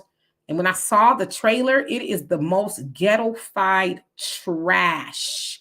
And Wanda Sykes, oh gosh, and y'all have to tell me who else is involved in it. Steph Curry is one of the producers. Norman Lear, even though he's not here anymore, because he was originator of Good Times. Well, they say last year. Yeah, he stole it, but he was at the helm of it. It is the most god awful garbage. There's a baby who is like a dope dealer, and he's drinking alcohol, and oh my, it's horrible. And I'm like, this is 2024, and it's in the form of a cartoon. So who do you think who's gonna watch that? It's gonna be children. Black children are gonna watch that with every stereotype in the world. And I was like, is this for real? So I hate it. I hope that nobody watches that at all, but it goes into the same vein of the music they put out for Black people, the television, everything that they put out for Black people is pure garbage. But you know what else is really garbage? Is that we don't have the sense God gave a cricket to say, I'm not watching that. We're not watching that. We will sit up and watch that madness. But I was shocked. And I'm not shocked a lot, but I was shocked by that. If y'all haven't seen it, go on YouTube. The trailer is there, and it's awful. It's bad. OG, did I say hello to you? If I didn't, how you doing? It says, I agree, Demetria. I'm Black, no need to be extra. Absolutely, we Black, Dwayne says, yep, Demetria and Donovan, it was all grandma's album, right? The family tree, right? Your great. You don't need to know that. Well, who did daddy this baby? You don't need to know. The information is getting lost. You don't need to know that information. Well, how's the family tree supposed to work if we don't know, who you procreated with this child? Keep it going. That's because they probably don't know. Right, exactly. Exactly. Mind your business, boy. The Lion's Den, he says, well, through 30% of Black children who don't know their fathers, we have a problem. Yeah, that is very problematic.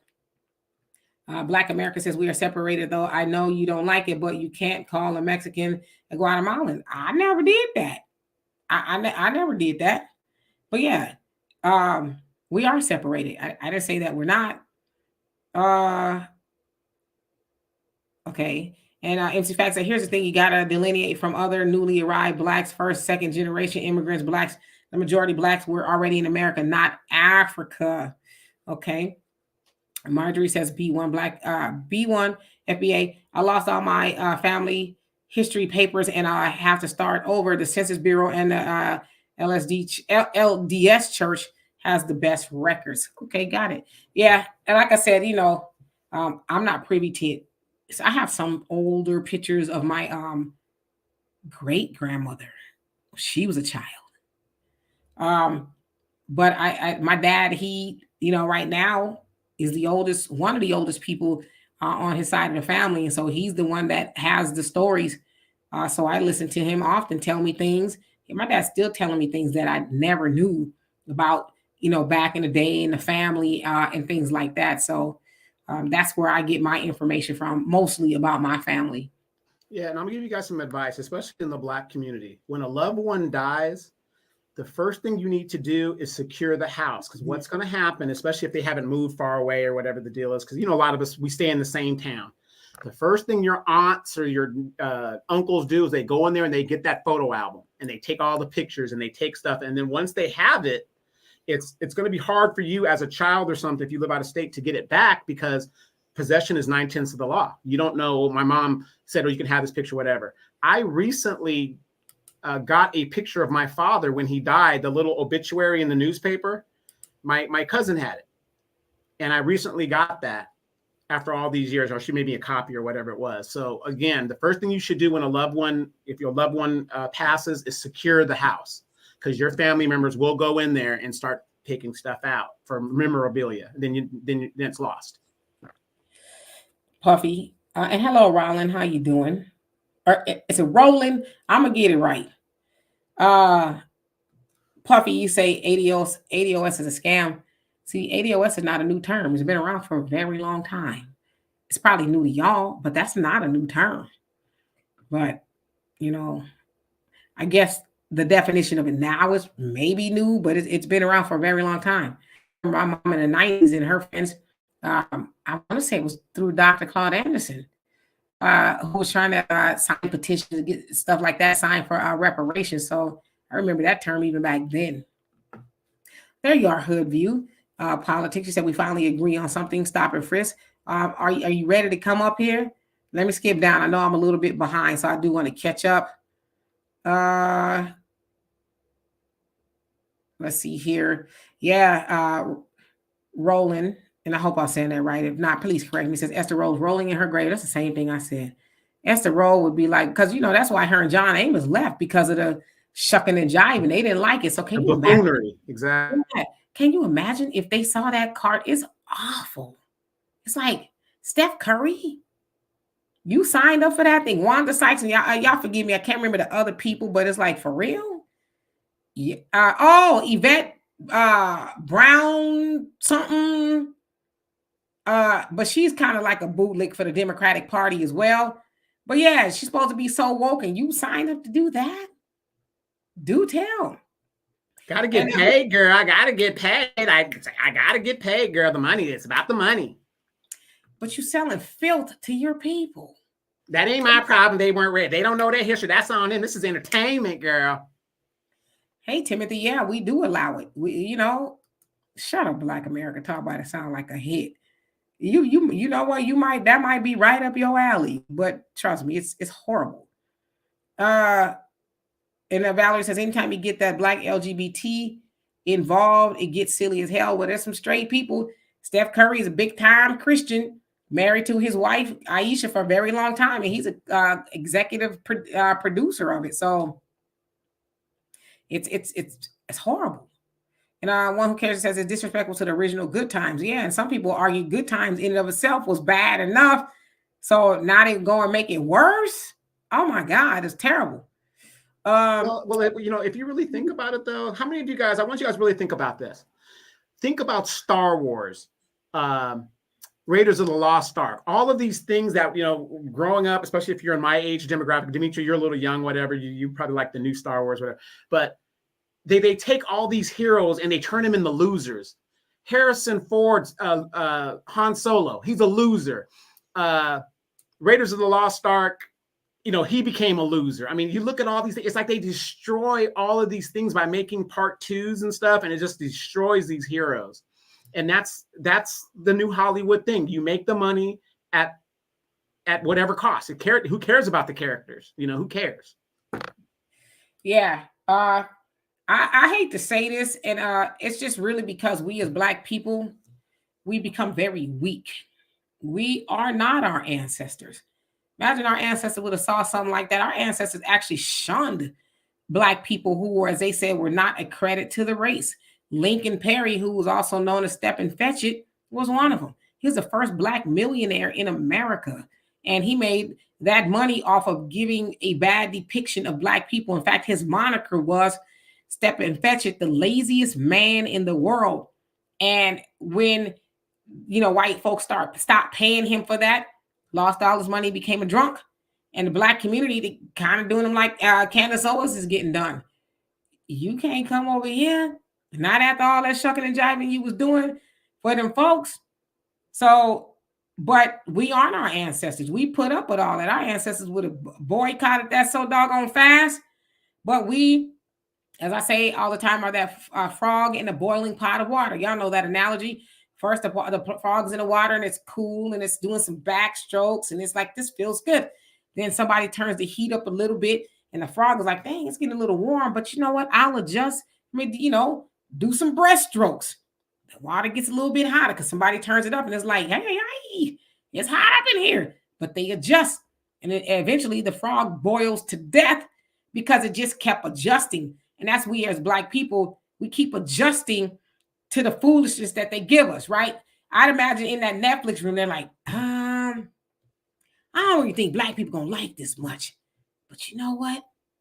They tend to just acquiesce and get used to it. So we're gonna push the envelope just a little bit further and see how they like it. And when they do that, we might, but guess what? We watch it. And then they add a season 2. Then they add a season 3 of a baby who's running around with a pacifier and 40 ounce in his bottle selling dope out of a stroller. So. Well, remember the cartoon Bebe's Kids? I thought that was terrible. I mean, it's funny, but it was terrible. Oh, this is worse. This is worse. I was appalled. When I tell you I was appalled, I was like, this can't be real life. You know what, though, Dimitri, before you continue, I am going to make an announcement. We are changing this show's name to Judge Demetra, period. I don't know about all of that. That guy from Texas, how you doing? I hope you're doing well. Yeah, I totally agree with you, Star Child. How you doing? It says, hey, y'all, Black Americans made it cool to be Black. Other African descendants used to get angry when we called them Black. Now the world wants to be Black Americans, even white folks, Black, and I'm proud. Absolutely. We are the blueprint. I don't care. Well, they want our culture. They don't want our struggle. That's the difference. Yeah, I totally agree with you, Common Man. There are people on the continent that never heard of the slave trade. I would almost say shame on them, because I think everybody should know about it. But I bet they know about the Holocaust. It ain't had nothing to do with them. But I bet you they know about it. Intel Sci 2020, how you doing? Says we Black, but we also need political designations to delineate for lineage-based reparations. That's why I roll with FBA or Freedmen. Yeah, I get that. I totally get that. I like Freedmen. I like Black American too.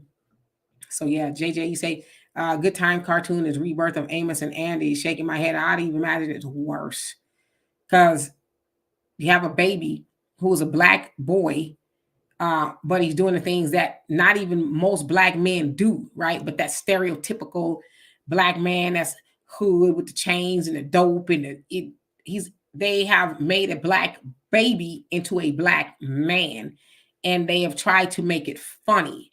It's not. And Jago, how you doing? It says not watching Netflix. Good Times. Good Times is a historical pro-Black family show. I think I can see where you're going with that. I think a lot of people would argue that it wasn't. It was in the same lane and time space of Black exploitation. So I think a lot of people probably argue that was what it was, because it was just the extreme struggle of a Black family. They take, one step forward and then it was 13 steps backwards. Yeah, look at what's happening. That was another one. You can name That's My Mama. All of those shows, always the Black person is struggling. But look at our recent movies. How many robbery movies do we have to have? You got to make it any way you could make it. Look at these movies. I will watch a movie and you see the White House, if a person's at their house, nice, clean, prestigious. Then when they go to the Black character, he's in the hood. He or she is in the hood. It's pandemonium. And this is what we think is normal. It's a form of propaganda to show that white means success. Everything's going to be lily and great. Black, hellhole.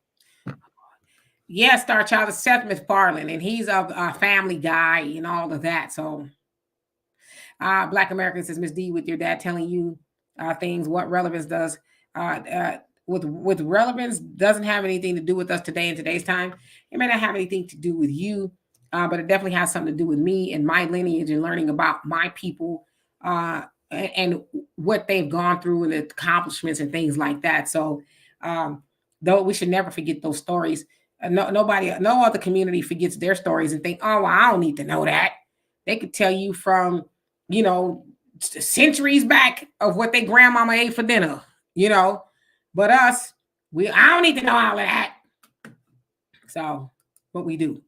Brene says, I regret not holding on to my dad's military memorabilia. But you got the memories, though, And Miss B says, Judge Demetra, I totally understand. And JP, you say, my great-grandmother, I talk to a lot, passed away at 101, and I was 9 or 10. Yeah, but I bet you remember a whole bunch of stuff that she said to you. Shame on you, Demetra. As a veteran yourself, you should have told Brianna what she needs to do in regards to her father's military memorabilia. You write to the VA, you can get that replaced. So all his ribbons, all his medals that he earned, you can get all of that replaced. See, and I'm not trying to come down on Brianna. It's just so sad. This is what Demetra and I talk about all the time, especially when it comes to Black veterans that have all of these benefits that are there. They're there and we don't utilize them and we don't know.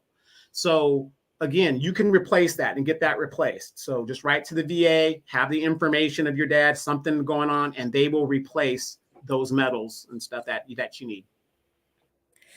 Old school, how you doing? Says you got African and Afro Latina behind a foolish cartoon of Good Times. Yeah, that is awful. And Easy say you just watched it. It's terrible, huh? Jen Jones, how you doing? Said it's election year. They must release a slave or a Sambo movie. Oh God, that one is horrible. Well, thank you, Samuel. Rosande, how you doing? It says those types of Black people are the same ones that keep us FBAs down, and it's sad.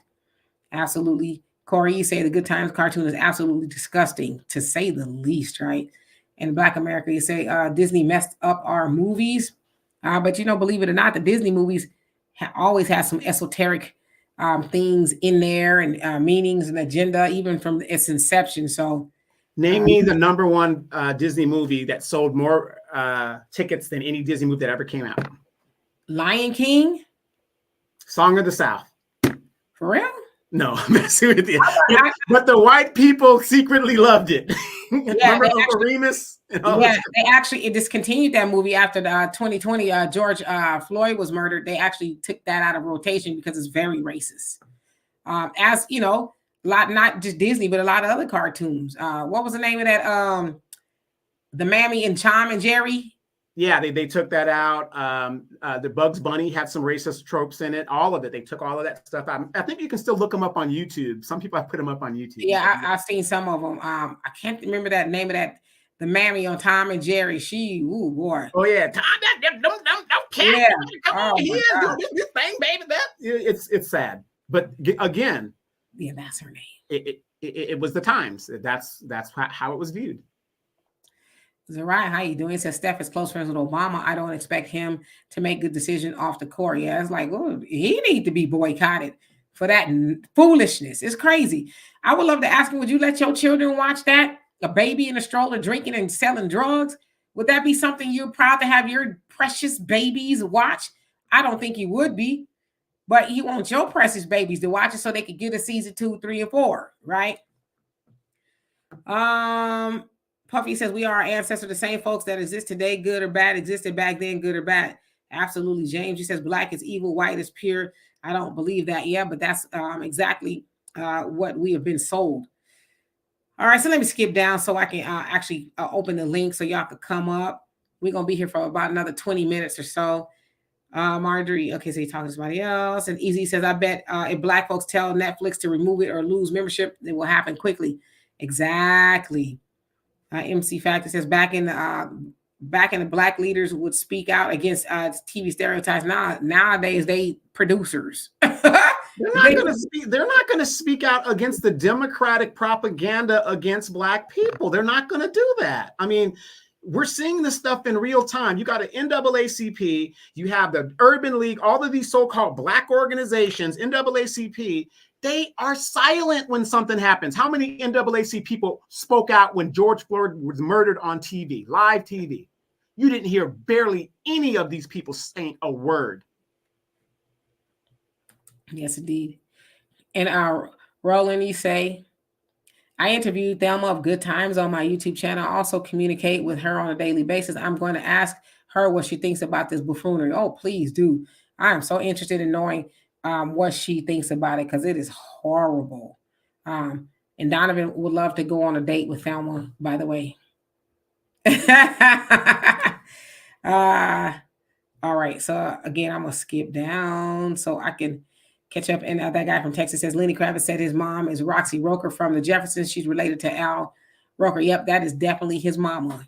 And his song "Thinking of You" is about his mom, Roxy Roker. So absolutely. All right. Okay. I know I said I'll skip down. Oh, I'm sure she's horrified. And Shirley says, I traced my ancestors back to 1812 on a plantation in South Carolina. That's pretty far. JP says, I learned so much from my older family, how that white men make moves, real talk. Yep. Like I said, my dad, he's 80, so he remembers a whole lot of stuff. Easy says, I can't imagine if we made cartoons depicting the untouchables. Yeah, like somebody said, would Seth do that to Happy Days? Make it, trailer parky or whatever it is. Hell no, they wouldn't do that. Yeah, Quita, is you ain't my baby. Right. Mammy, I think what was her name? Mammy something. I can't remember that. The Mammy, whatever it is on but she was fat and black, and mean and you old. Yeah, and you only saw her big old stank legs and stuff, or she's kicking Tom out, abusing the damn cat. Right, yeah, zippity doo dah, zippity day, yes, all of that, those are cartoons we saw when we were young. Obviously, they were way before our time, right? And just another woman says, because they are federally funded, these so-called black organizations. True that. All right. I'm gonna go all the way down to the bottom. Willie, how you doing? He says Thelma's about 70 and she looks good. Okay, and I say Thelma looks good still. She looks good. And I think JJ, he's up there too, like 78, 79. He's up there. And I'm gonna say Michael, even though I know he's got another name, but he's still around too. And John Amos is he's still with us. And I saw it trended not too long ago how everybody was shocked to know that he had a white wife. Or I don't know if she's still alive, but he was. I posted it on my page. I posted that. Yeah, but then they dragged Florida Evans for her keeping him in the ghetto. It was like, oh my God. And by the way, for those of you guys that don't know, Esther Roll was married to the great basketball player Oscar Robinson, the Big O. She was married to him for I think 8 years. So, United we stand. How you doing? Some like it hot. Some like it hot. Yes, great song. Lead singer of that song. I don't know. Robert Palmer. Is it really? Yes. Okay. Yes, Power Station. He was the lead singer. Robert Palmer. I know Robert Palmer. Yes, indeed. He was huge in the 80s. Huge. I think that's what everybody, besides Sade, got the idea to slick their hair back. The women, with the tight dresses on. And he was always in a suit. He was always sitting in a suit. Those are the days. Okay. Now I'm going to share the link. That guy from Texas says Jimmy Walker is allegedly married to Ann Coulter. I heard that. I don't think it's true. That's not true. I don't think that's true. Absolutely, James. Reparations right now. Simply irresistible. I told y'all that I'm a trained dancer. And I once did a routine to that with some of the other ladies at the dance studio. It was all right, I guess. Do you know the best routine Cliff ever did that I saw? He did Thieves in the Temple, my cousin Brittany. They were little girls, and they were just jumping around in their little gypsy or genie outfits. It was the cutest performance. Yes, indeed. You say my grandparents were born in 1883 and 1885. Wow.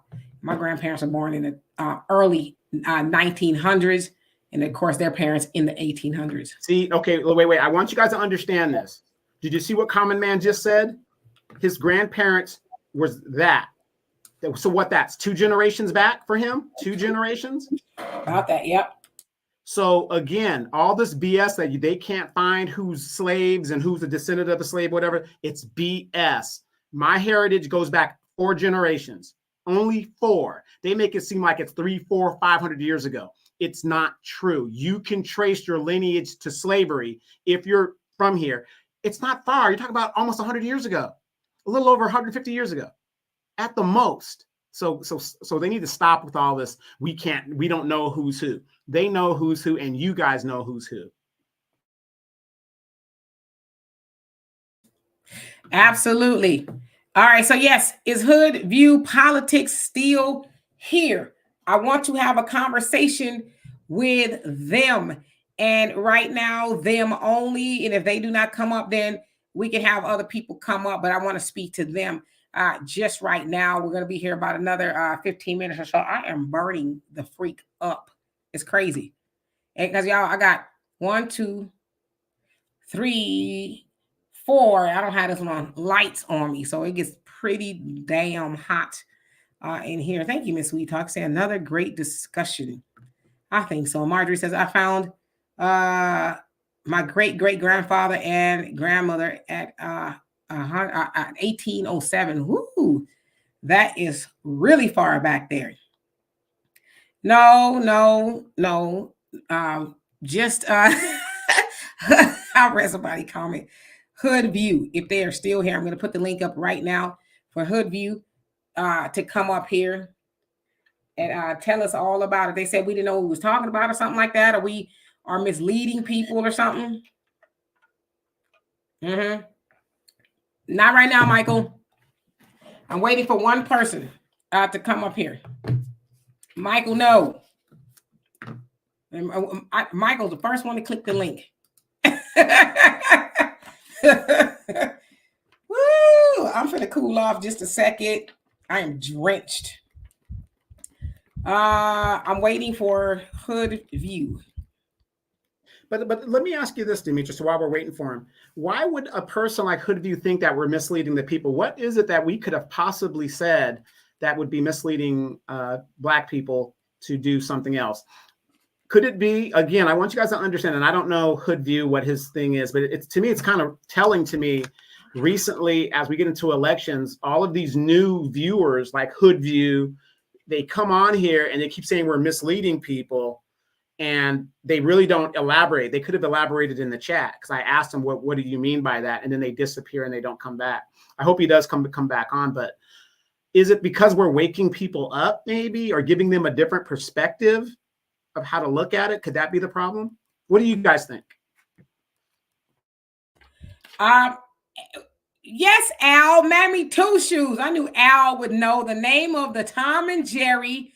The Mammy, she was, Mammy. I've all Mammy Two Shoes. How did our ancestors go for that? And they sat us in front of the TV watching Mammy Two Shoes talking crazy to Tom, and then she take the rolling pin over his head a couple of times. But yeah, that would definitely be unacceptable. And then during the George Floyd protest, they even took off the Dukes of Hazzards. Now I know a lot of people was mad about that. I was kind of mad about that myself because the General Lee, they had the Confederate flag. I don't know. I was a kid when I was watching the Dukes of Hazzard, so I guess it's not on anymore. But I'd have to watch it again to see if there were some racial undertones. I'm quite sure that there were, but I guess with the Confederate flag being right there on the car and plain display, a lot of people had an issue with it. I'm one of those people. I don't have an issue with the Confederate flag or anything like that because it's not the flag itself that's harmful. I know the ideas behind the flag that are harmful is the people that still hold those ideas. And there was a Confederacy, right? Now, of course, the Confederacy was not kind to Black people, but that doesn't negate that the Confederacy was a thing. It just was, right? So I don't know, but yeah, the Dukes of Hazzard, I was like, damn, we can't watch that no more either. They didn't put Daisy on there enough with her Daisy Dukes. They didn't show Daisy. Daisy Dukes with her flat booty. Y'all love Daisy Dukes, and she bend over in them little cut off shorts and stuff. And guess in the summer of the late 80s, when we were on our teens, who was running around with Daisy Dukes in the summertime? A lot of black girls were doing it. Come on now. And y'all biker shorts. How many of you guys remember the biker shorts? Demetria used to wear biker shorts, and accidents used to happen as she's walking from school. You're welcome. You're welcome. D'Amica had to put it in her backpack because her dad wouldn't let her walk out the house like that, so she had to sneak all that stuff out. Oh, you better believe it, boy. Especially because my stepdad was in the home when I was in high school, and at one time I tried to go out of there with a mini skirt. You know, the 80s mini skirts was saying it wasn't like up the wazoo or nothing, but it was a mini skirt. So I was about to leave out the house, and my stepdad was like, "You're not going to school with that." And I bought it with my own money, so I'm like, "Yes, I am." I was like, "Why not? It's too short. You can't wear that to school." So I'm upset because I was looking good, you know, I bought it with my own money. So he went to work. My mom, she stood there. She said, "Do you have some stockings?" They was tights back then, right? You couldn't see through them. "You have some tights?" I said, "Yeah, I got some white ones."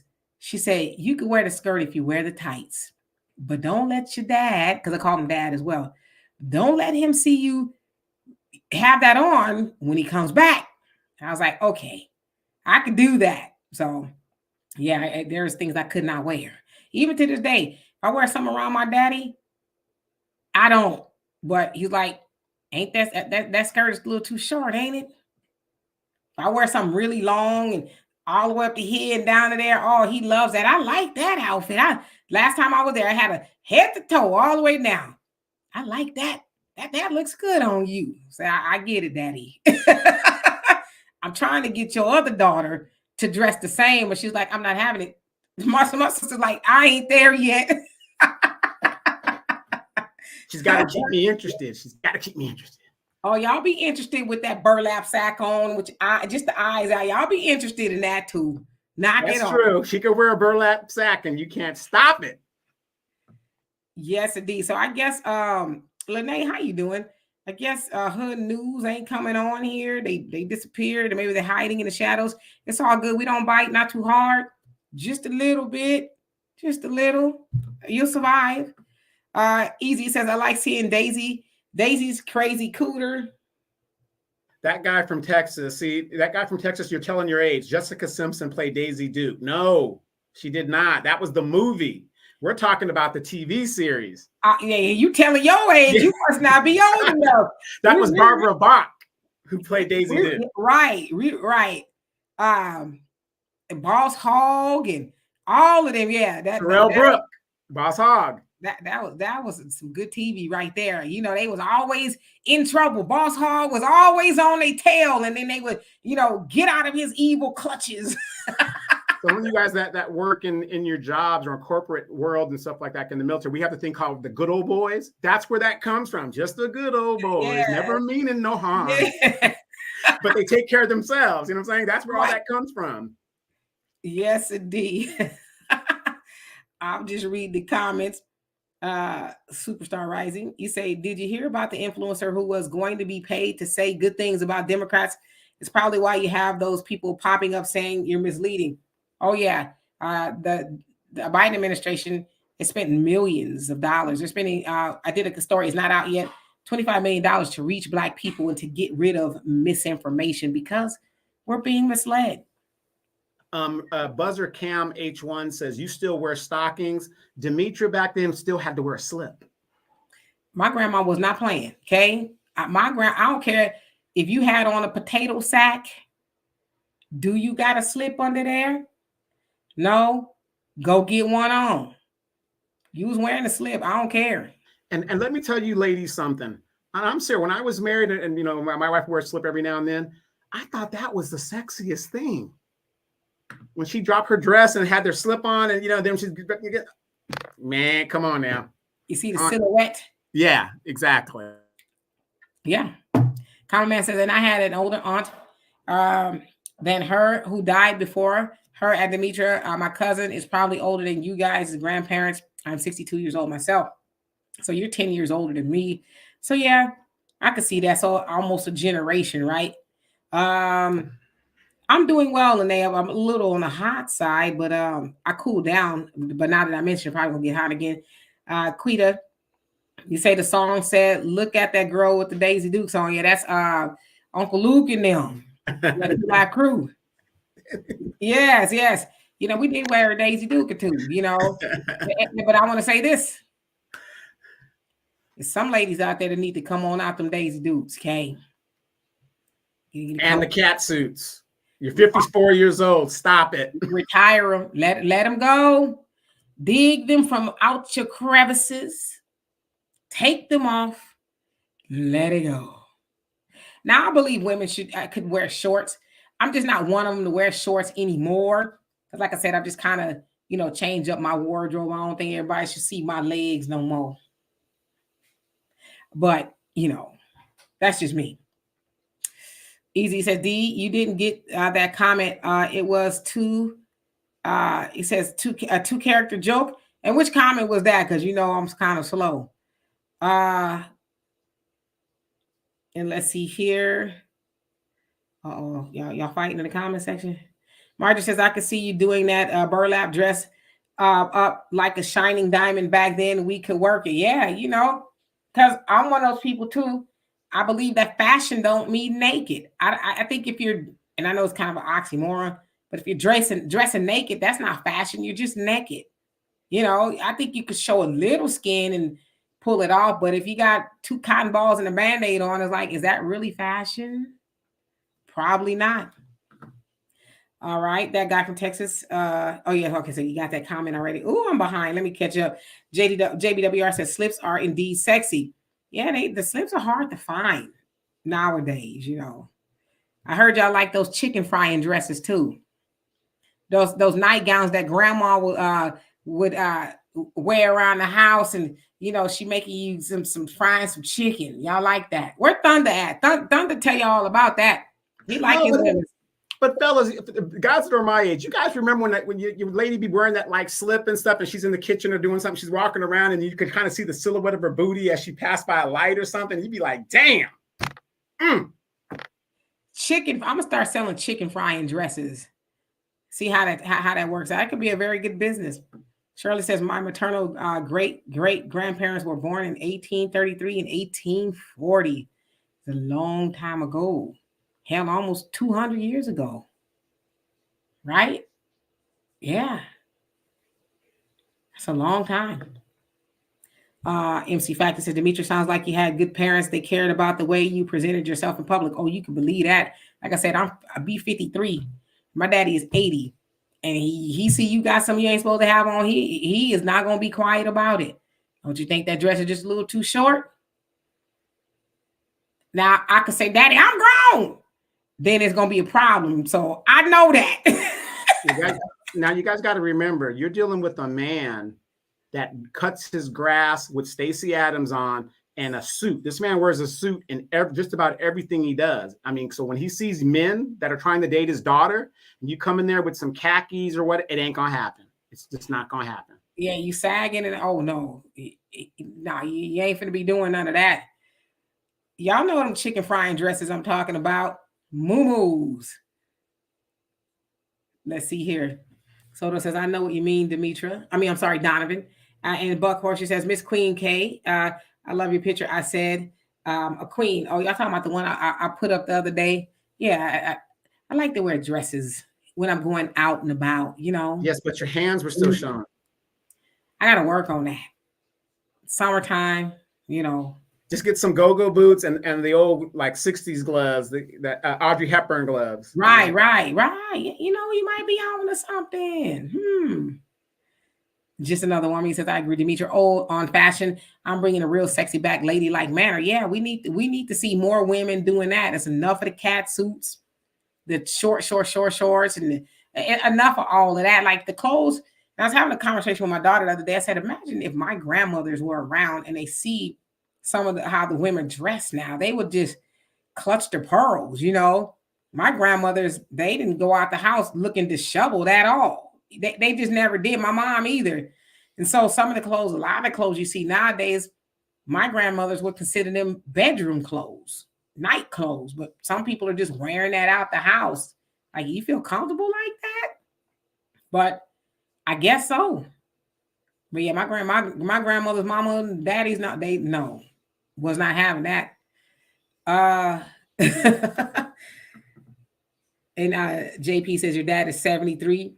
So yeah, he's probably more traditional as well too. And Samuel said, hey, Dimitri and Donovan, I find women who wear muumuu dresses very attractive.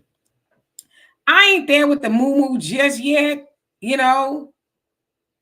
not yet. Because muumuus are kind of shapeless, and it's just like, if you dress them up really nice and stuff like that. But yeah, the muumuu, I ain't there yet. Right, Easy. You ain't never grown with your daddy, right? Oh, thank you, Black Wolf. How you doing? And Rolene says, I have not worn a slip since the 80s.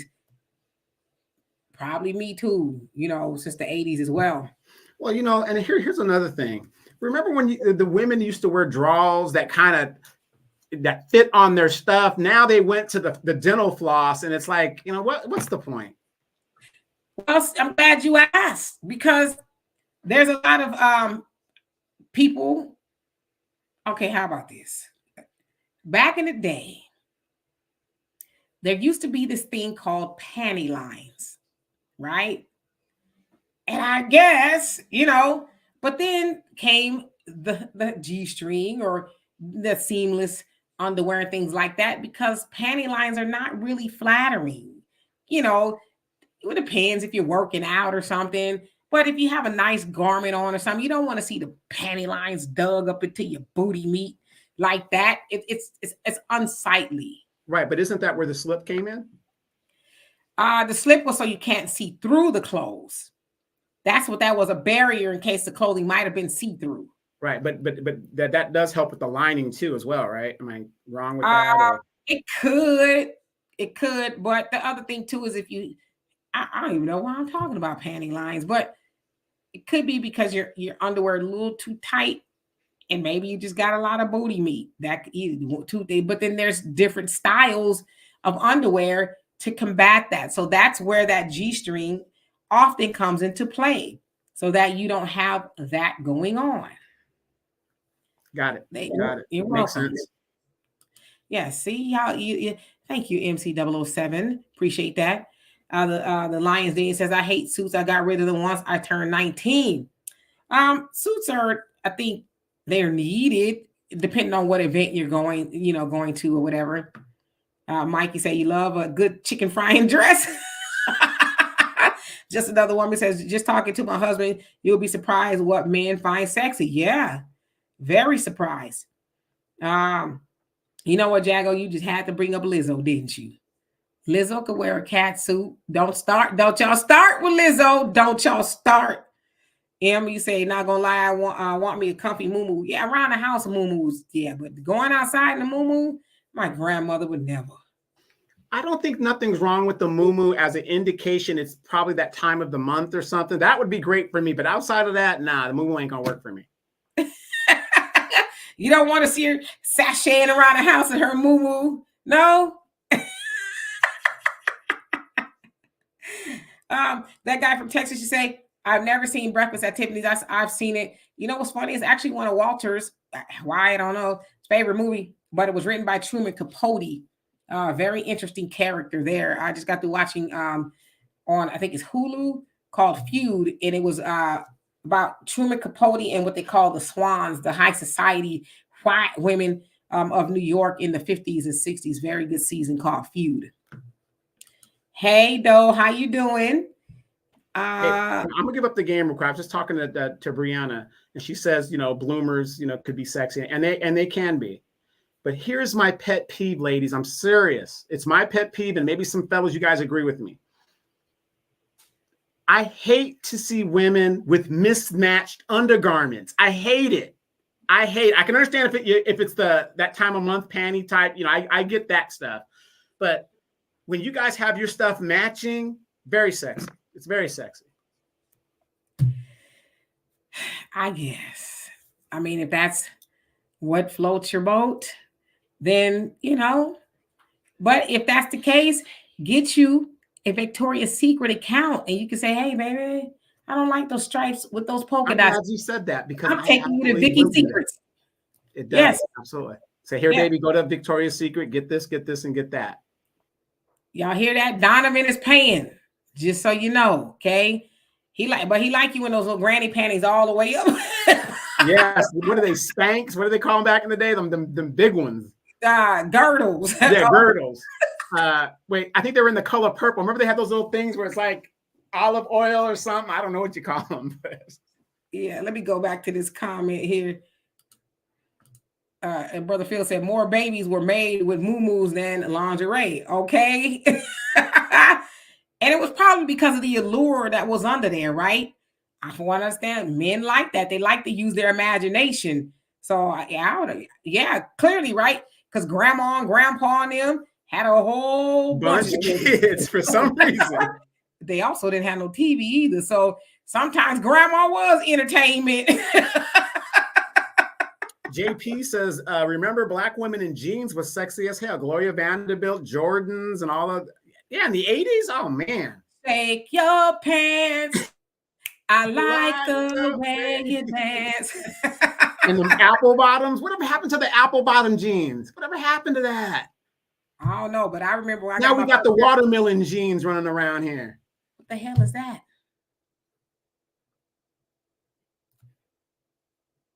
All the cantaloupe asses and stuff. I'm just saying, it's just these BBLs are just, it's out of control. Is something wrong with you? And I just want you to know that, okay? Nora said blacks have become like tissue paper. What does that mean? I remember I got my first pair of Jordache jeans. I was 10 years old. Oh my God. I couldn't believe it. I got a pair for my birthday and I was never the same human. Never. I remember when they first came out, they had the Jordache look. You know damn well you put on the Michael Jackson Off the Wall album and started dancing in those jeans. Yeah, it was around that time. But we had Levi's. That's what we wore before the Jordache came out, then the corduroys. And see, I'm old school. I remember the Vans, tennis shoes. I got a whole closet full of Vans. I guess I'm kind of like a fanatic, but I remember them back then when they were all the rave. Marjorie says, no, I'm still an Ice Cube song. It says, no BBL. Black America says, no woman can be attractive in a muumuu. Okay. Wilbury says, I love them old bloomers. I don't even know if they're even really making them like that anymore. You put them all the way up to here. Yeah. So, I remember the Birkenstocks, not the Birkenstocks of today. The Birkenstocks back then, they had to actually make them to your feet. And my father got my sister and myself a pair, and we had to wait for them to be made. But nowadays, you can kind of just get them off the rack. But back then, they had to make them for you. So y'all taking me back down memory lane now. And Black Wolfie says, don't no real dude care about that. Soto says, I could care less. I'm too busy trying to get them off. All right now. Let's see. I'm going to skip all the way down. Common Man says, Demetra, my mother and aunt used to braid straight razors in their hair. Okay. So they didn't get, he said, we grew up in the deep South graping. Our women was rampant in the 50s in the South. Oh yeah. Yes, indeed. Yeah. Like Foxy Brown, Coffee Brown, right? The razor blade and the afro. Remember that scene when a white woman stuck her hands in her afro and she had a whole bunch of razor blades up in there. Yeah. Yeah, shake your pants. Michelle, how you doing? Says that BBLs look gross. Some of them don't look too bad. It's the ones where they said more. Yeah, they got 2,000, 2,500 cc's pumped in. It looks like a doggone insect, a bumblebee or an ant. Crazy. And then what's sad is none of her friends are telling her, girl, no, that's not it. Girl, that's not it. Please stop. Yeah, it's like, and more. Keep going. Yes, Pamela Greer. I love Pamela Greer. It's a great story. My Life in 3 Acts is a great book. Black Americans say you don't know what sexy is anymore. I was going to say something really mean, but I'm not. I'm being nice because I'm in the good spirits. Wilbur says, wear them old bloomers to that song from Beetlejuice. What what's the name of that doggone song on Beetlejuice? The Calypso song. Daylight come and yeah. Oh, you know what? They're making Beetlejuice over with Michael Keaton is coming back as Beetlejuice. Yeah, but some things need to be left alone. I mean, when they started making the Fridays after the first one, it just lost all its some things are just classics. You just leave it alone. You know what? I'm here for it. I'm here for it. Beetlejuice is one of my favorite movies, and everybody but the father's coming back because the father, he went up the river for child. Yeah. So he won't be back. But Winona Ryder will be back. Yeah, Edward Scissorhands, just leave it alone. Don't make a sequel to that. Just leave it alone. Oh, yeah, they can leave that one alone too. All right, so let me skip on to the bottom. Shirley, you say we used to wear Wranglers. My brother used to wear Wranglers. I think I had a pair. I was kind of a tomboy a little bit, but my brother, because back then in the tough skins, those you weren't supposed to be able to wear out, right? The boys in the knees and stuff, but yeah. But wait, now you're old when you remember this. How many of you guys remember the Levi's commercials with the two cowboys? I mean, it's like they were constantly on TV pitching the Levi brand of. And Levi's used to be back in the day, and I don't know if they still have that policy. If they wore out, they'll give you a new one if you just trade them in. I don't know if they still have that policy, but I've done that a few times. Trade them in because they were supposed to be non-destructible, but clearly they were. I don't even know if they're making them like they used to. Kels, how you didn't say Lee jeans? Yeah, those were a thing. Star Child says, I love Pinky from Friday After Next. How many of you guys remember Teddy Pendergrass had a jean outlet? His brand for the ladies. He had a Teddy Pendergrass. Do you know that Teddy Pendergrass, of course, you guys know his story. He actually sounds like he was married or in a relationship, but of course, the record labels never want other women, especially to know it, because Teddy Pendergrass was a big time sex symbol, and they were setting him up to get dolls and movies and, like I said, clothing and perfume and all that. He was supposed to be just like one of the first wealthiest sex symbols, but then of course, y'all know what happened with the transgender individual when they wrecked his Rolls Royce. You know what was crazy though? My mom cried like she knew the man, and there's all these moms that were crying when they got the news. I was like, "What? You guys don't even know the man?" Oh, Teddy! Yeah. Oh, Teddy! Could you hear about Teddy? Oh God! Teddy was a tall, fine drink of water. I mean, even now, I was a kid then, but just looking back at Teddy, it was like, "Ooh, that was a fine piece of man." They're like men. Ever since you went away, I've just been doing nothing but thinking. He's just screaming. Turn him off. Right now? You mean right now? Turn him off. Hey, Alonzo, you know what? You didn't have to go there. You did not have to. But you know what? I think Teddy was just very telling, obviously, with the puffy revelations. Puffy Pendergrass. That might be. There was a lot of men who were doing those type of things, but back then it was more in the closet type of thing. I think he just got caught because of the car accident, right? Which actually, made him quadriplegic, and he ultimately succumbed to those injuries. But yeah, Teddy Pendergrass, he was being set up to be wealthy, to get your mama's money. Well, think about this. How many artists, name me an artist that had a ladies only concert that sells out consistently? He's the only person that has ever done it. Marvin Gaye couldn't even do that, pull that off. Oh yeah, Teddy was that guy. Like I said, he took your mama's money and her drawers because she took them off. And that's when the panties were, the story of the panties being flown on the stage and everything like that. And we had so many great artists back then. If you think some of them that aren't with us today, would they still be releasing music? You don't know that, but notice that their stories are so tragic. A lot of them are just, wow. Yeah, Miss Sweet Talker says, why do early R&B artists' image have to be single, even though they are married with children?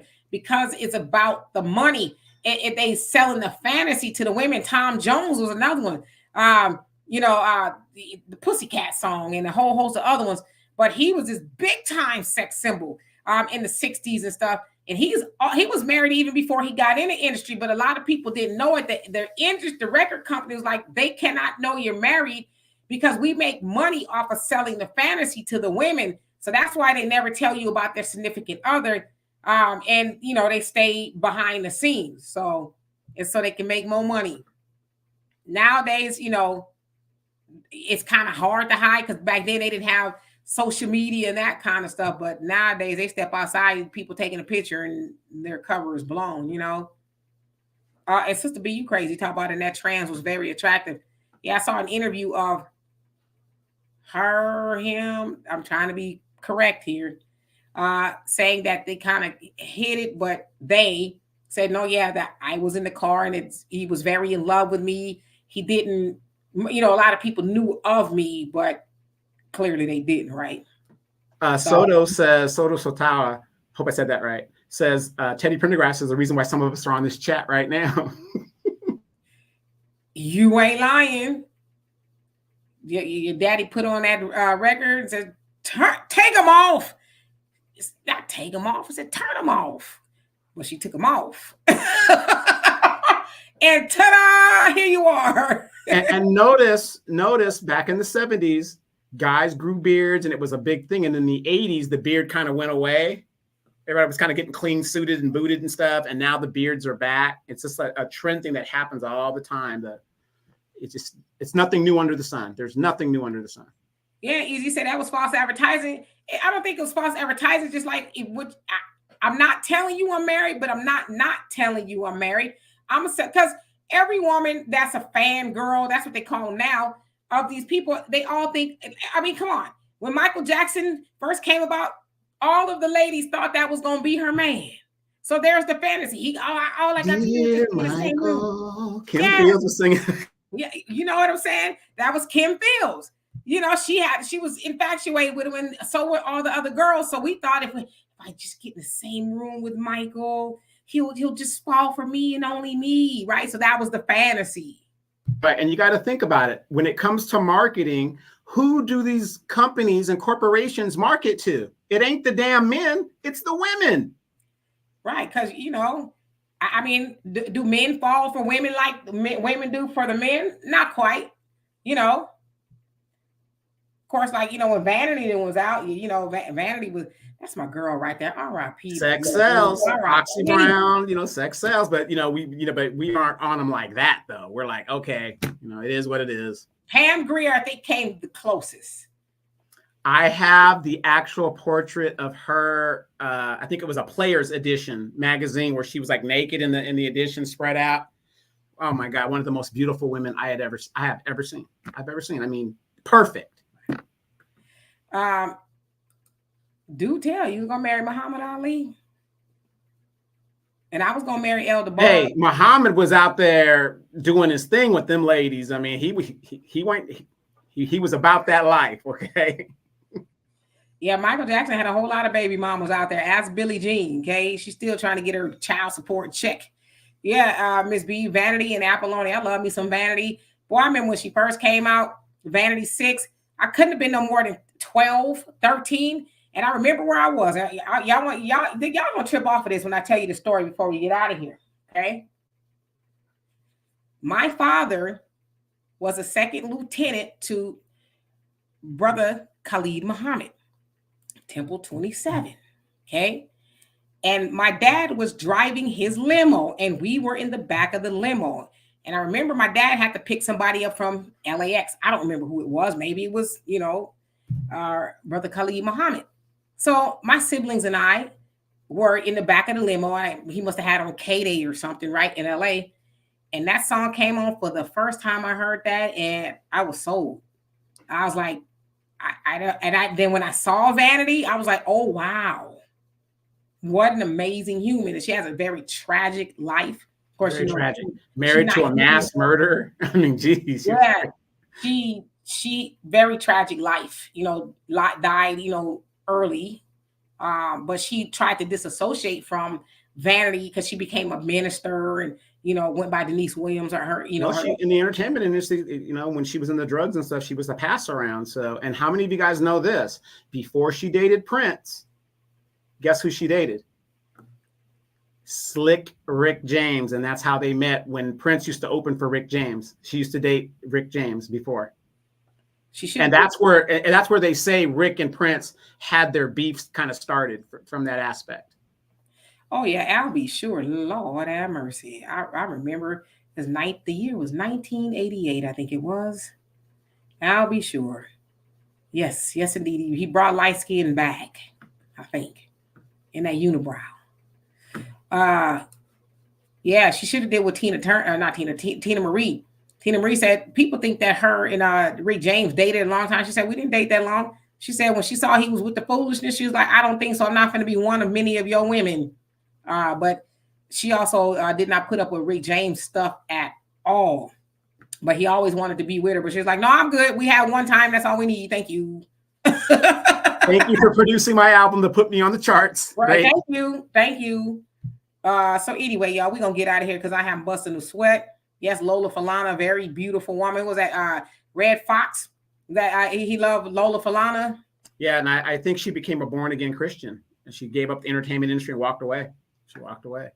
Yes, indeed. He says the unibrow was never in. Yeah, but I'll be sure for whatever reason he was like, maybe he was like a manly, light-skinned dude. He's like, no, no tweezers come near that, okay? And remember when he came out, ladies, what was he wearing in his first couple of videos? Jeans. Acid wash. He had the set and he was doing those rolls and stuff. Tito, you said you like them yellow dudes. Hold on a second. Deanna, come here for a second.